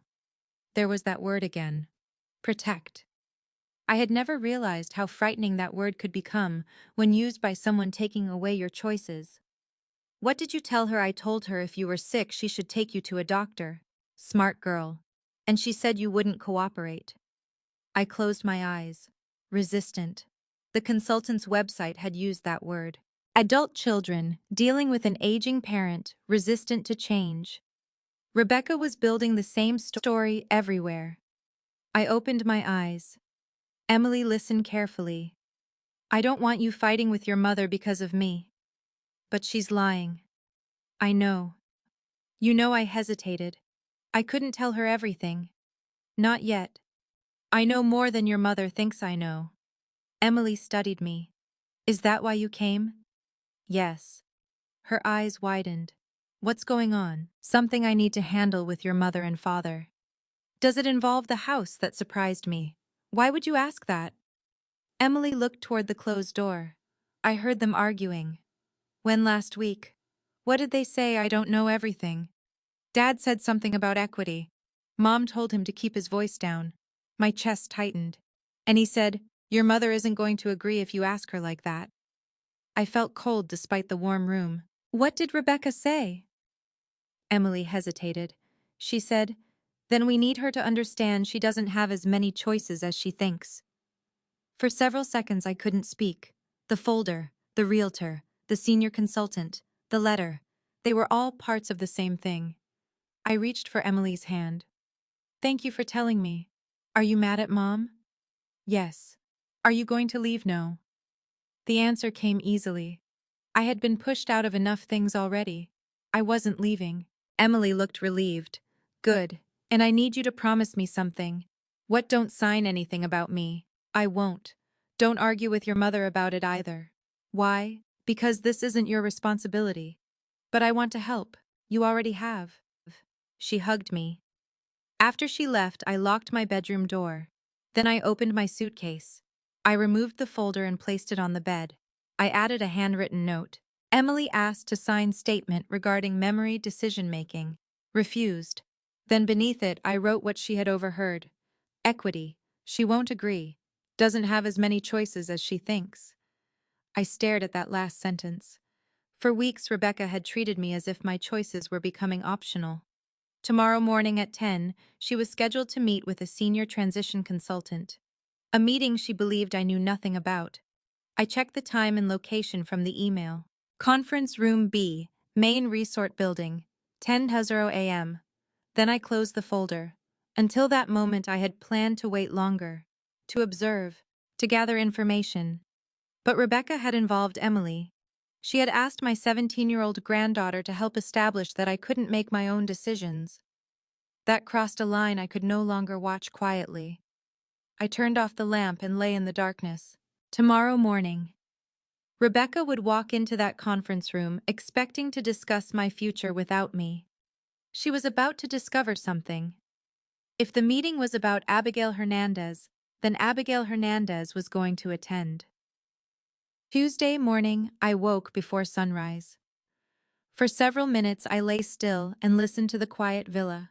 No footsteps, no voices, just the distant hum of the air conditioner and the faint sound of wind moving through the trees outside. At 6:30 I put on walking shoes and went down to the beach. Rebecca had spent weeks warning me about sand. I walked for nearly 40 minutes. The ocean was calm, the sky turning from gray to pale gold. A few runners passed me. An older couple walked hand in hand near the water. Nobody asked whether I was capable of being there. When I returned, Rebecca was in the kitchen making coffee. She looked surprised. "Where were you?" "The beach." "By yourself?" "Yes." Her eyes dropped to my shoes. "You should have told someone." "Why?" "In case something happened." "Nothing happened." Rebecca pressed her lips together. I poured myself water. "What are your plans this morning?" she asked. The question was casual. Too casual. "I thought I might spend some time with Emily." Rebecca visibly relaxed. "That sounds nice. What about you?" "Oh, I have a couple of things to take care of." "What things?" "Nothing interesting." She turned toward the refrigerator. I watched her. 10 o'clock. Conference Room B. I already knew exactly where she was going. At 9:15, Emily came downstairs. "Grandma want to rent bikes later." Rebecca quickly said, "Why don't you two go now?" Emily looked at her. "We haven't eaten. There are cafes everywhere." I almost smiled. Rebecca wasn't merely hoping I would stay away from her meeting. She was trying to send me somewhere else. "I'd rather have breakfast here," I said. Rebecca checked her phone. Michael came downstairs a few minutes later. He looked tense. He barely touched his coffee. At 9:30, Rebecca went upstairs. She returned wearing a cream blouse and navy pants. Not vacation clothes, meeting clothes. Emily noticed too. "Why are you dressed like you're going to work? I have a video call." "With who?" "Just someone from Raleigh." Michael looked at Rebecca. She ignored him. At 9:45, she picked up a leather folder. "I'll be back in an hour." I smiled. "Have a good meeting." She froze, only for half a second. Then she looked at me. "Thanks." The door closed behind her. Michael remained at the kitchen counter. I waited 30 seconds. Then I stood. Grandma Emily asked, "I need to take care of something." Michael looked up. Where are you going? I picked up my purse. To a meeting. His face changed. That was all the confirmation I needed. I left before he could stop me. Conference Room B was inside the resort's main building beyond the lobby and down a quiet hallway.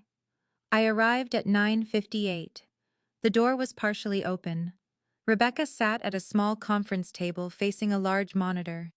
On the screen was a woman in her 50s wearing glasses. Another resort employee appeared to be adjusting the video connection. Rebecca hadn't seen me. I stood outside long enough to hear the woman on the screen say, "Before we begin, I want to make sure I understand your mother's current situation." Rebecca nodded. She lives alone. And she's still in the family home. Yes. How long? Over 30 years. Has she expressed interest in moving? Rebecca hesitated. She's resistant. There was that word. I pushed the door open. Actually, I said I'm not resistant. Nobody asked me. Rebecca turned. The expression on her face was unforgettable. Mom. The consultant looked confused. I walked inside. Good morning. Rebecca stood. What are you doing here? I believe this meeting is about me. You can't just… The consultant interrupted. I'm sorry. Are you Mrs. Hernandez? Yes. Abigail Hernandez. The woman adjusted her glasses. My name is Patricia Monroe. I'm a senior transition consultant. Nice to meet you. Rebecca was still standing. Mom, this is not appropriate. I looked at her. Discussing where I should live without inviting me seems considerably less appropriate. Patricia's expression changed. She looked at Rebecca. I understood your mother was aware you were gathering information. Rebecca immediately answered, She is. No, I said. I wasn't. Patricia went quiet. Rebecca sat down. This is exactly why I wanted the initial conversation privately. Why? Because every time I bring up the future, you become emotional. I almost laughed. I've become emotional when my daughter tells strangers I'm incapable of making my own decisions. I never said incapable. Then what did you say? Patricia shifted uncomfortably. I think perhaps we should clarify the purpose of today's consultation. Please, I said. She looked at her notes. I was told the family was exploring downsizing options for you after this vacation. I looked at Rebecca. After this vacation, Rebecca stared at the table. Patricia continued cautiously. I understood there had been discussions about selling your current home and moving into a lower-maintenance community. There have been no such discussions with me. Patricia's face tightened. Mrs. Collins. Rebecca finally looked up. I was exploring possibilities. You told her I wanted to sell my house. I told her you needed options. Those aren't the same thing. Mom, you're twisting this. No, I'm correcting it. Patricia closed the notebook in front of her. I want to be very clear. My role is not to pressure anyone into moving. I understand. Rebecca interrupted. My mother doesn't understand how much work that house is becoming. I turned to her. Then tell me. What work am I unable to manage the yard? I pay a landscaping service. Repairs. I have a contractor. The stairs. I climb them every day. Living alone. That is not a maintenance problem. Rebecca's cheeks flushed. You're proving my point. What point? You refuse to consider anything. I refuse to consider decisions that have already been made for me. Patricia looked between us. I think there has been a serious misunderstanding. No, I said quietly. I think there has been a serious misrepresentation. Rebecca pushed her chair back. Enough. I remained seated. Not yet. Her eyes narrowed. I reached into my purse. I didn't take out the folder. Not yet. Instead, I placed my phone on the table. Rebecca, who is Thomas Reed? She went completely still. Patricia looked confused. Rebecca recovered quickly. A realtor? I know what he does. Then why are you asking? Why was he inside my house? The silence that followed was different. Rebecca's anger disappeared. For the first time, she looked frightened. I don't know what you're talking about. I unlocked my phone. I opened the saved security recording. Then I placed the screen where she could see it. There she was, standing on my porch, beside Thomas, taking out her key, unlocking my front door. Rebecca watched herself enter my house. She didn't speak. Patricia looked away from the screen. I think I should leave this conversation. No, Rebecca said quickly. But Patricia shook her head. Mrs. Hernandez has made it clear she has not authorized these discussions. Rebecca's face hardened. This is a family matter. Exactly, Patricia replied. Which means I should not be involved without your mother's consent. She ended the call moments later. The monitor went dark. Rebecca and I were alone. She stared at me. How long have you known long enough? You went through my things. You documented my life. I was trying to help you. You made a list titled Evidence Mom Needs Help. Her face drained of color. Now she knew. Not how much, but enough. Mom, and you asked Emily to sign a statement about my memory. Rebecca looked toward the door. She told you yes. She had no right. I stood. She had every right to refuse to lie about me. I wasn't asking her to lie. You were asking her to support a conclusion you'd already decided. Rebecca's hands trembled. You don't understand what's happening. Then explain it. I can't. Can't or won't. She looked away. I thought about the handwritten note. Michael thinks we should move faster. Does Michael know about all of this? Rebecca didn't answer. I stepped closer. Does your husband know you brought a realtor into my house? Her silence answered enough. I picked up my phone. I'm going back to the villa. Mom. I stopped at the door. Rebecca's voice had changed. The anger was gone. Now there was fear. Please don't talk to Michael until I do. I turned. Why? She swallowed. Because he doesn't know everything. That was not the answer I expected. I stared at her. For weeks I had assumed Michael and Rebecca were operating together. Maybe they were. But apparently Rebecca had been telling different versions of the story to different people. Before I could ask more, the conference room door opened. Michael stood there. He looked at Rebecca, then at me, then at my phone on the table. What happened? Rebecca said nothing. I did. I asked your wife why a realtor was inside my house. Michael's face changed instantly. Not confusion, recognition, then anger. But the anger wasn't directed at me. He looked at Rebecca. You told me she agreed. Rebecca went pale. Michael stared at her for another second. Then he turned and walked away. Rebecca ran after him. I remained in the conference room. For the first time, I understood that the lie was bigger than I had thought. Rebecca hadn't only been lying about me. She had been lying to everyone. And whatever Michael knew, he was finally ready to tell me. Michael didn't speak to me until that evening. After the confrontation in the conference room, he disappeared for most of the afternoon.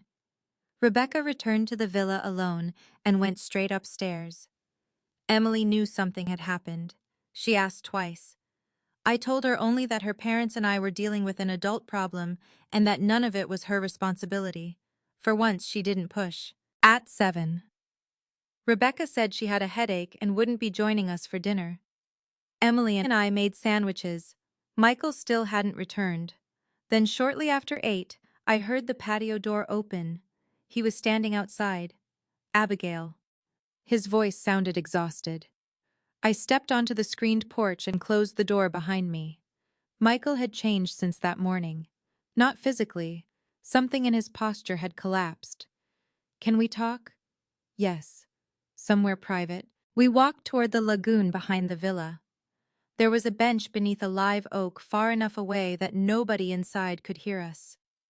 Michael sat. I remained standing. He rubbed his hands together. I owe you an apology. You owe me more than that. I know. Did you know Rebecca was trying to sell my house? He looked up. I thought you had agreed to sell it. The answer was so absurd that I almost laughed. Why would you think that? Because that's what she told me. I sat down. Start at the beginning. Michael looked toward the water. About 6 months ago, things started going bad with Oak Ridge. I remembered the article Linda and I had found, the townhouse project. He nodded. We were already overextended. Construction costs had gone up. One of our partners backed out. Then financing got delayed. And Brookhaven. His head turned sharply. You know about that, I know more than you think. He looked ashamed. Brookhaven was worse. How much do you owe? He gave me a number. I felt my stomach drop. It wasn't the kind of debt a family solved by canceling vacations or eating out less often. It was the kind that changed lives. I didn't tell Rebecca everything at first, he continued. I thought I could fix it. But you couldn't. No. When did she find out? About 6 months ago. That matched the timeline in the folder. What happened? She panicked. I folded my hands in my lap. Go on. We started looking at everything. Selling one of our investment properties, refinancing, cutting expenses, and my house. Michael closed his eyes briefly. That came later. How? He hesitated. Rebecca said you'd already been thinking about downsizing. No, I know that now. She told you that. Yes. What exactly? That the house was becoming too much for you. That you'd mentioned moving somewhere smaller. I never said that. He nodded slowly. She also said you'd always planned to leave the house to her. I stared at him. That is not the same as giving it to her while I'm alive. I know. Did you know before today? He didn't answer immediately. That told me enough. You knew. I knew there was a difference. But you didn't care. That's not fair. I turned toward him. You were discussing the equity in my home to solve your debt. You never once asked me whether I wanted to sell. Tell me what part of that statement is unfair. He looked away. None of it. Rebecca told me there was an understanding, he said. What understanding? That eventually the house would be hers. Eventually. I know. No, Michael. I don't think you do. My voice shook. Daniel and I worked 30 years to pay for that house. We skipped vacations. We drove cars until they barely started. We refinanced once to help Rebecca through college and spent years paying it back. That house is an unused inheritance waiting for somebody to unlock it. He stared at the ground. I understand. You understand now because the plan failed. That hurt him. Good. Some truths should. Michael rubbed his face. Rebecca said you wanted to help. I have helped, I know. I paid toward your kitchen renovation. I've paid for trips. I've helped Emily. I've given Rebecca money when she needed it. I know. Did any of that sound like permission to sell my home? No. We sat in silence. Then I asked the question that mattered. Why the list? What list? Evidence Mom needs help. Michael looked genuinely confused. What? I studied his face. Rebecca documented every time I forgot something. She wrote down missed appointments, misplaced glasses, calling Emily by the wrong name. He stared at me. I didn't know about that. She asked Emily to sign a statement saying I was becoming confused. His face changed completely. She did what you didn't know. No. I believed him. Not because I suddenly trusted Michael, because his reaction was too immediate. He stood. Jesus, sit down. He paced several steps away, then returned. She told me Emily had noticed things too. Emily noticed nothing. She said Rebecca said a lot of things. He sat again. The realization was beginning to reach him. Not that his wife had lied once, that she had created different versions of reality for each of us. What did she tell you about the realtor? I asked. Michael swallowed. That you agreed to have the house evaluated. When after the trip was planned. Did you ask why I wasn't there for the assessment? She said you didn't want to deal with the process. I laughed once. It was an amusement. She scheduled lunch for me so I wouldn't be home. Michael stared at me. What? She arranged for me to meet a friend at the exact time she brought Thomas Reed into my house. He shook his head. I didn't know that. What did you know? That Thomas was going to look at the property? And you were comfortable with that? No. But you allowed it. He didn't defend himself. That was the first decent thing he'd done. Yes. The word was quiet. Yes, I did. Why? His eyes filled with something I hadn't expected. Shame. Because I was scared. I waited. If these projects collapse completely, we could lose almost everything. Our savings. Maybe the house. Emily starts college next year. Rebecca was terrified. So you looked at my money? He nodded. We looked at every possible source. My money. Yes. My house. Yes. And somehow my future became less important than yours. He looked at me. When you say it like that, how else should I say it?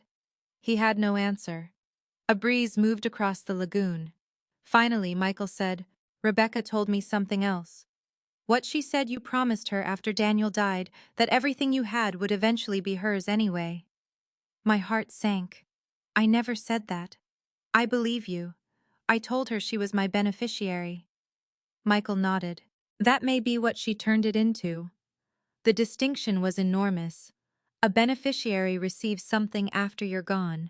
An owner decides what happens while you're alive. Rebecca had erased that difference. Did she tell you I was becoming incapable? I asked. Not at first. When did that start?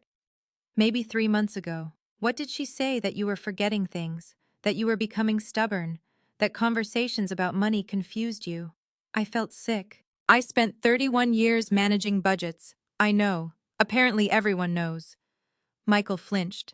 Then he said, She told me that if you became unable to manage the house, we'd have to step in anyway. There it was. The destination toward which all those little stories had been moving. Not a diagnosis, not yet, but a justification. If she had asked me for money, I said I might have helped. Michael looked at me. That's the worst part, what I told her to ask. I stared at him. She said you would refuse. And she said you were getting suspicious about money and wouldn't understand why we needed it. My own daughter had apparently decided that my consent was an obstacle. Michael's voice became quieter. She said asking you directly would only make everything harder, so she chose not to ask. Yes. And then she told you I'd already agreed. He nodded. I looked back toward the villa. A light was on in the upstairs bedroom. Rebecca was somewhere behind that window. My daughter. The person I had trusted more than anyone after Daniel died. I had spent days wondering whether Michael was driving this, whether his debt had turned him into someone willing to take advantage of me. He was guilty. Absolutely. He had benefited from assumptions he should have questioned. He had allowed a realtor to evaluate my property without speaking to me. But now I understood the larger truth. Rebecca had been telling each of us exactly what she needed us to believe. To Emily, Grandma is getting confused. To Michael, Mom already agreed. To the consultant, my mother wants to downsize but is resistant. To me, you're too old for the trip. Different stories, same purpose. Remove my voice from the decision. Michael stood. What are you going to do? I looked at him. Protect myself. He nodded. You should. And you? He took a long breath. I'm going to tell Rebecca we're not taking $1 from you. That decision was never yours to make. He closed his eyes. You're right. It was the first time anyone in that family had said those words to me in weeks. You're right. Not you're old, not you're emotional, not you're confused. Just right. Michael walked back toward the villa. I stayed by the lagoon for several minutes. I wasn't relieved. I wasn't victorious. I was grieving. Because the truth was worse than the financial problem. Debt could be repaid. Property could be protected. Passwords could be changed. But my daughter had decided that because she believed she knew what was best for everyone, she had the right to manufacture my consent. And that was something no check could repair. When I finally returned to my room, I opened my suitcase. Beneath the coral swimsuit was the folder Linda had helped me prepare. Tomorrow Rebecca would learn exactly what I had done before boarding that plane. I wasn't going to scream. I wasn't going to threaten her. I wasn't going to punish her. I was simply going to return every decision she had tried to take from me to the person it belonged to. Me. The next morning I carried the folder downstairs. Rebecca was already in the kitchen. She sat at the table with a cup of coffee untouched in front of her. Her eyes were swollen, and I suspected she hadn't slept much. Michael stood by the window. Emily was still upstairs. That was intentional. I'd asked Michael the night before to make sure she stayed out of the conversation. This was not a burden my granddaughter needed to carry. Rebecca saw the folder in my hand. Her eyes immediately narrowed. What is that? I placed it on the table. My future. She stared at me. At least that's what you've been treating it like. Mom, I don't want another fight. Neither do I. Then can we please wait until we get home? No. She looked at Michael. He said nothing. That seemed to bother her more than anything. Michael. This needs to happen. Rebecca laughed bitterly. Of course. I pulled out a chair. Sit down. Don't order me around. The irony was almost too much. I looked at her. Then stand. Michael lowered his head. Rebecca eventually sat. I opened the folder. The first document was a copy of the written notice I'd sent to Thomas Reed's office before leaving Raleigh. I slid it toward her. She glanced at it. What is this A notice confirming that I am the sole person authorized to make decisions regarding the sale or listing of my home? Rebecca's jaw tightened. I never listed your house. No. You just brought a realtor inside without permission. He was evaluating it. Exactly. For information. My information. She pushed the paper away. I was trying to understand what options existed. You keep using that word. What word options? I leaned forward. An option is something offered to the person making the decision. You were creating plans. Rebecca folded her arms. So what did you do? I contacted Thomas Reed's office. Her expression changed. When before I boarded the plane. Michael looked at me. I continued. I made it clear that nobody, not my daughter, not my son-in-law, not a consultant, has authority to represent me regarding my property. Rebecca looked toward Michael again. You knew about this, no? Apparently everyone gets to have secrets except me. I almost couldn't believe what I was hearing. Rebecca, you arranged a private meeting about moving me out of my home. I was gathering information. You brought a realtor into my house while arranging for me to be somewhere else. I didn't want you upset. You asked my granddaughter to document my supposed memory problems. I was worried about you. And now you're offended because I made phone calls without consulting you. Rebecca opened her mouth, then closed it. I removed another page. I changed the security access to my house. Her head snapped up. What the electronic access codes have been changed. What about my key? The locks are being rekeyed after I return. Her face went pale. You're taking away my key. Yes, I'm your daughter. I know exactly who you are. What if something happens to you? Linda will have emergency access. Emily can have access when appropriate. Rebecca looked insulted. You trust Linda over me. Over me at the moment, yes. The words hurt both of us. I saw it in her face. But truth doesn't become cruelty simply because it hurts. Rebecca stood. This is unbelievable. Michael spoke for the first time. Sit down, Rebecca. She turned on him. Don't tell me to sit down. You need to hear her. You've been talking to her behind my back. I told her the truth. Rebecca stared at him. What truth? The debt. Her face changed. You had no right. It was her house you were planning to use. I was trying to save our family. Her voice carried through the villa. I looked toward the stairs. Lower your voice. Emily doesn't need to hear this. Rebecca laughed bitterly. Now you're protecting Emily. I've been protecting Emily by refusing to make her responsible for adult decisions. The words landed. Rebecca sat again. I took out the next document. I also changed my financial passwords. Her eyes widened. I never touched your accounts. I didn't say you did. Then why? Because you had information about my assets in your folder. I helped you organize those accounts after Dad died. Yes. And now you're acting like I stole from you. No, I'm acting like circumstances have changed. She stared at me. I continued. I removed the old account permissions that allowed you to view certain information and help with routine matters. You're cutting me out of everything. No. My voice remained calm. I'm restoring boundaries that should never have become blurred. Rebecca shook her head. This is punishment. It isn't. Yes, it is. You're angry, so you're punishing your own family. There it was, the sentence from which there could be no retreat. I looked at my daughter. No, I'm stopping my family from punishing me for getting older. Silence. Michael turned away. Rebecca stared at me. I continued before she could interrupt. You decided that because I am 68, my mistakes meant something yours didn't. You forgot your laptop and it was a busy morning. I forgot a dentist appointment and it became evidence. Her eyes filled with tears. Mom, you decided my age made my consent negotiable. That isn't what happened. It is exactly what happened. I was scared. So was I. She blinked. You think I wasn't scared when I found a folder with my name on it in your kitchen?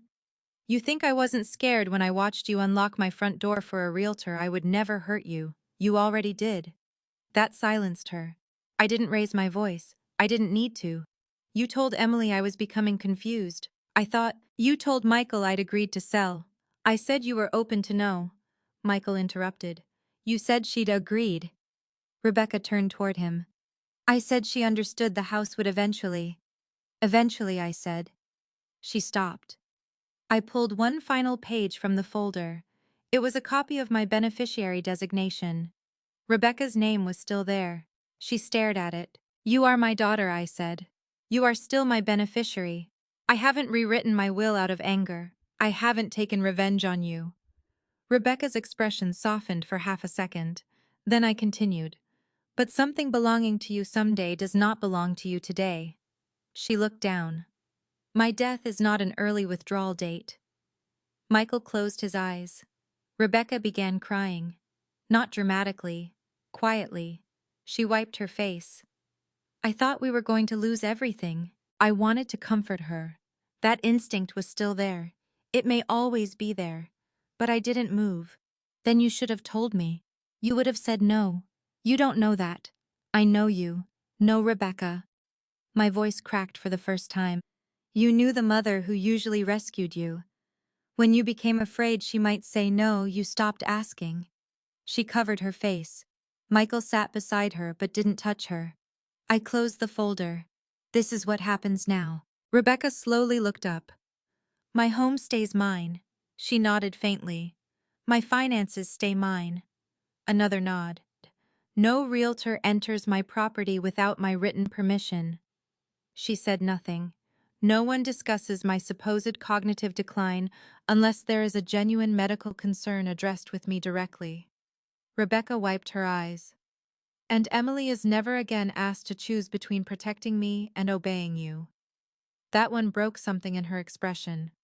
I shouldn't have involved her. No, I know. It was the first admission I'd heard from her, not an excuse, not concern disguised as control, just acknowledgement. Michael leaned forward. I'll handle the debt. Rebecca looked at him. How, I don't know yet. He swallowed. But not with Abigail's house. I looked at him. That should have been true from the beginning. Yes. Rebecca stared at the closed folder. After a long silence, she whispered, So that's it. You don't trust me anymore. The question hurt because the answer wasn't simple. I love you. That isn't what I asked. No. Her eyes lifted to mine. No, what? No, I don't trust you the way I did. She began crying again. This time I had to look away. But trust isn't a switch, I said. You didn't destroy it in one moment, Rebecca. You damaged it one decision at a time. She whispered, Can I fix it? I looked at my daughter. For the first time since this began, she wasn't telling me what was best. She was asking, I don't know. Her face crumpled. But if you want to try, start by respecting every no I give you. Rebecca nodded. I picked up the folder. Then footsteps sounded on the stairs. Emily appeared. She looked at the three of us. Is everything okay? Rebecca wiped her face. Nobody answered immediately. Finally, I smiled at Emily. We're working on it.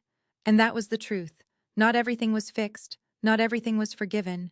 But for the first time in weeks, nobody at that table was making decisions for me. The locks were mine. The accounts were mine. The house was mine. The future was mine.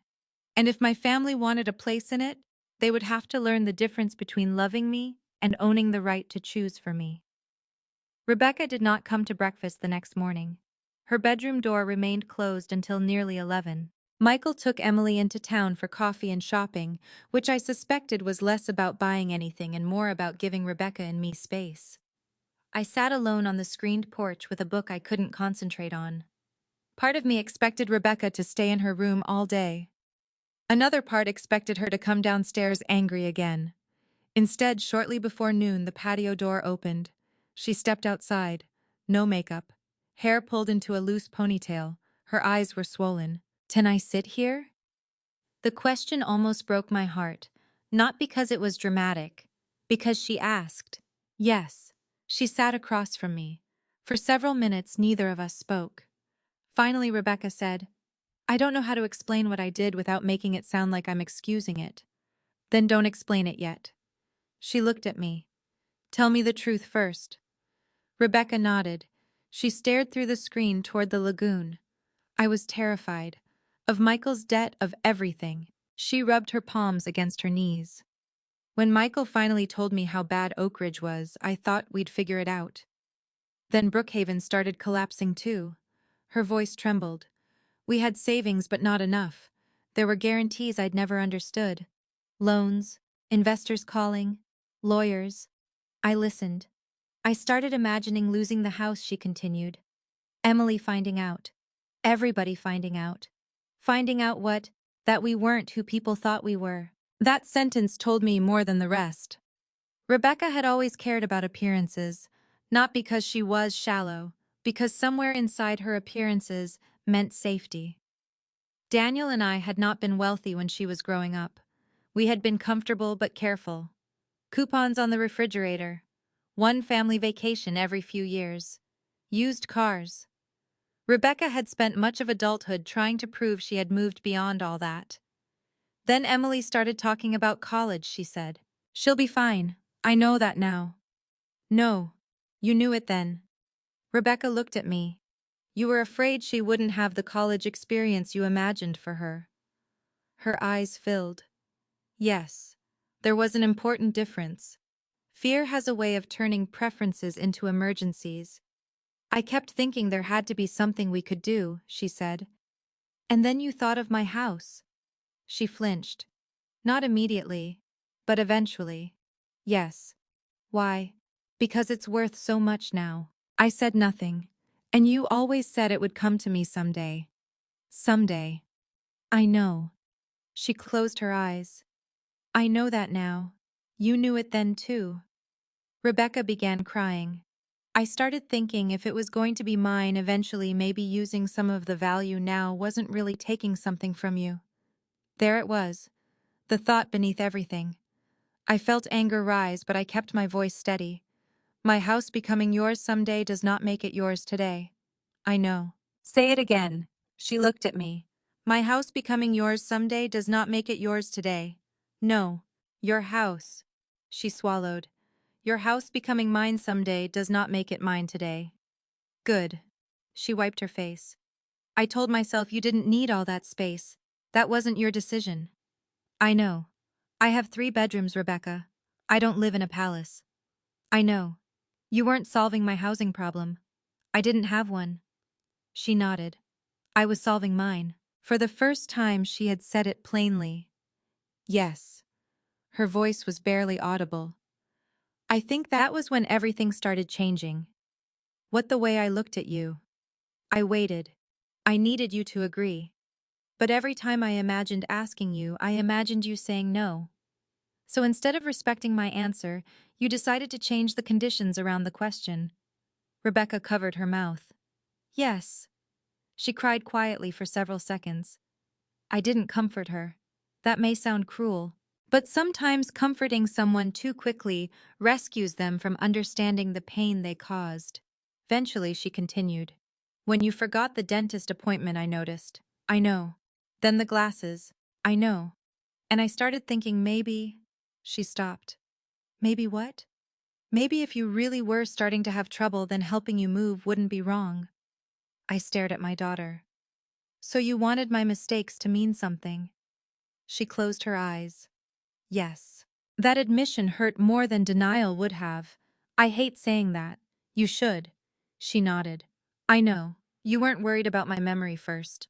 You needed a reason for my opinion to matter less. Rebecca started crying harder. I didn't understand that at the time. But you understand it now. Yes. She looked at me. I turned every little thing into evidence because I wanted to believe I was protecting you. No. She nodded through tears. I was protecting myself. That was the first moment I believed healing might someday be possible. Not because she apologized, because she stopped changing the name of what she had done. The patio door opened. Emily stood there. She froze when she saw her mother crying. Mom. Rebecca quickly wiped her face. I'm okay. Emily looked at me. I nodded. She started to turn away. Emily, Rebecca said. My granddaughter stopped. Rebecca stood. I owe you an apology. Emily's expression hardened. You don't have to do this now. Yes, I do. Rebecca took a breath. I should never have asked you to sign that letter about Grandma. Emily said nothing. I put you in the middle of something that had nothing to do with you. You were lying about her. Yes. Rebecca's voice cracked. I was. Emily looked surprised. So was I. No qualification. No, I was concerned. Just truth. You made me feel like I was doing something wrong by saying no, Emily said. I know. You said I didn't understand because I was a kid. I was wrong. Emily's eyes filled. For a second, I worried she might unload every ounce of anger she had. Instead, she asked, Were you trying to take Grandma's house? Rebecca looked at me. I didn't answer for her. Yes, she said. Emily stepped backward. That's horrible. I know. You can't just say you know. I know that too. Emily shook her head. I don't want to talk to you. Then she turned. Emily, I said gently. She stopped. I walked to her. You are allowed to be angry. I am. But don't make your mother your enemy for me. Emily stared at me. She hurt you. Yes. So why are you defending her? I'm not defending what she did. I glanced at Rebecca. Accountability isn't the same as destruction. Emily's expression softened slightly. Your mother has consequences to face, but she is still your mother. You don't have to choose between us. That was exactly what Rebecca had forced her to do before. I would not repeat it from the other side. Emily nodded. Then she went upstairs. Rebecca sank back into the chair. Thank you. Don't thank me. Fix what you damaged. I'll try. Later that afternoon, Michael returned. He asked Rebecca and me to sit down. I called my attorney and one of the partners, he said. I'm putting the Lakeview investment property up for sale. Rebecca stared at him. That was supposed to be our backup. It is our backup. For us. Michael shook his head. No. Abigail was becoming our backup. Rebecca looked down. Michael continued. If Lakeview sells where we expect, it won't erase everything, but it'll give us room to negotiate with the lenders. And if it doesn't, Rebecca asked. Then we downsize. She looked up. Our house. Yes. The irony hung in the room. Rebecca had been willing to downsize my life before considering downsizing her own. Michael seemed to understand it too. We solve our debt with our assets, he said. Not mine, theirs. Rebecca slowly nodded. That evening the four of us ate together. Nobody pretended everything was normal, but nobody fought. Emily spoke to her mother only when necessary. Michael looked exhausted. Rebecca looked humbled. And I felt something I hadn't expected. Sadness. Because emotional justice doesn't always feel triumphant. Sometimes justice is simply watching people finally carry the weight they tried to put on you. Before bed, Rebecca stopped outside my room. Mom. Yes, I don't expect you to forgive me. Good. She winced. But I want to earn back your trust. I studied her. Then don't ask me when that will happen. She frowned. Why? Because if you're changing only to get something back, you haven't changed yet. She absorbed that, then nodded. Good night. Good night, Rebecca. After she left, I opened the curtains. Moonlight stretched across the water beyond the villa. The next morning would be our final full day at Hilton Head. The trip Rebecca said I was too old to take was almost over. I had walked beaches, navigated airports, protected my home, faced my daughter, and survived something far harder than heat or sand. But one question remained. Could I love Rebecca without returning to the version of motherhood that had helped create this I didn't know yet? For the first time, I wasn't afraid of not knowing. Some answers shouldn't be rushed. Especially forgiveness. She genuinely loved. When we toured the campus, I went with them. Rebecca never once asked whether I could handle the walking. Nearly a year after Hilton Head, she came to my house for Sunday dinner. Afterward, we sat on the porch overlooking Daniel's roses. She said, "I think I finally understand what scared me most. What you saying no." I waited. I thought if you said no, it meant you didn't love me enough to save me. I reached for her hand. And now I know loving me didn't require you to destroy your own security. That was the moment I began forgiving her.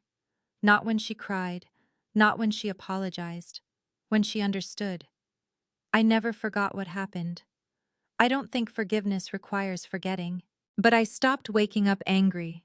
And slowly, carefully, Rebecca earned back pieces of what she had broken. The strangest part is that when I think about Hilton Head now, I don't remember the confrontation first. I remember the morning ocean, Emily laughing, my bare feet in the sand, the coral swimsuit, and the airline ticket my daughter thought I had canceled. That ticket became more than transportation. It reminded me of something I wish every woman understood before she reaches my age. Getting older does not make your voice smaller. Being a mother does not mean surrendering your boundaries. And love does not require handing someone else the pen and allowing them to write the final chapters of your life. At 68, I was still here, still choosing, still traveling, still loving, still saying yes when I meant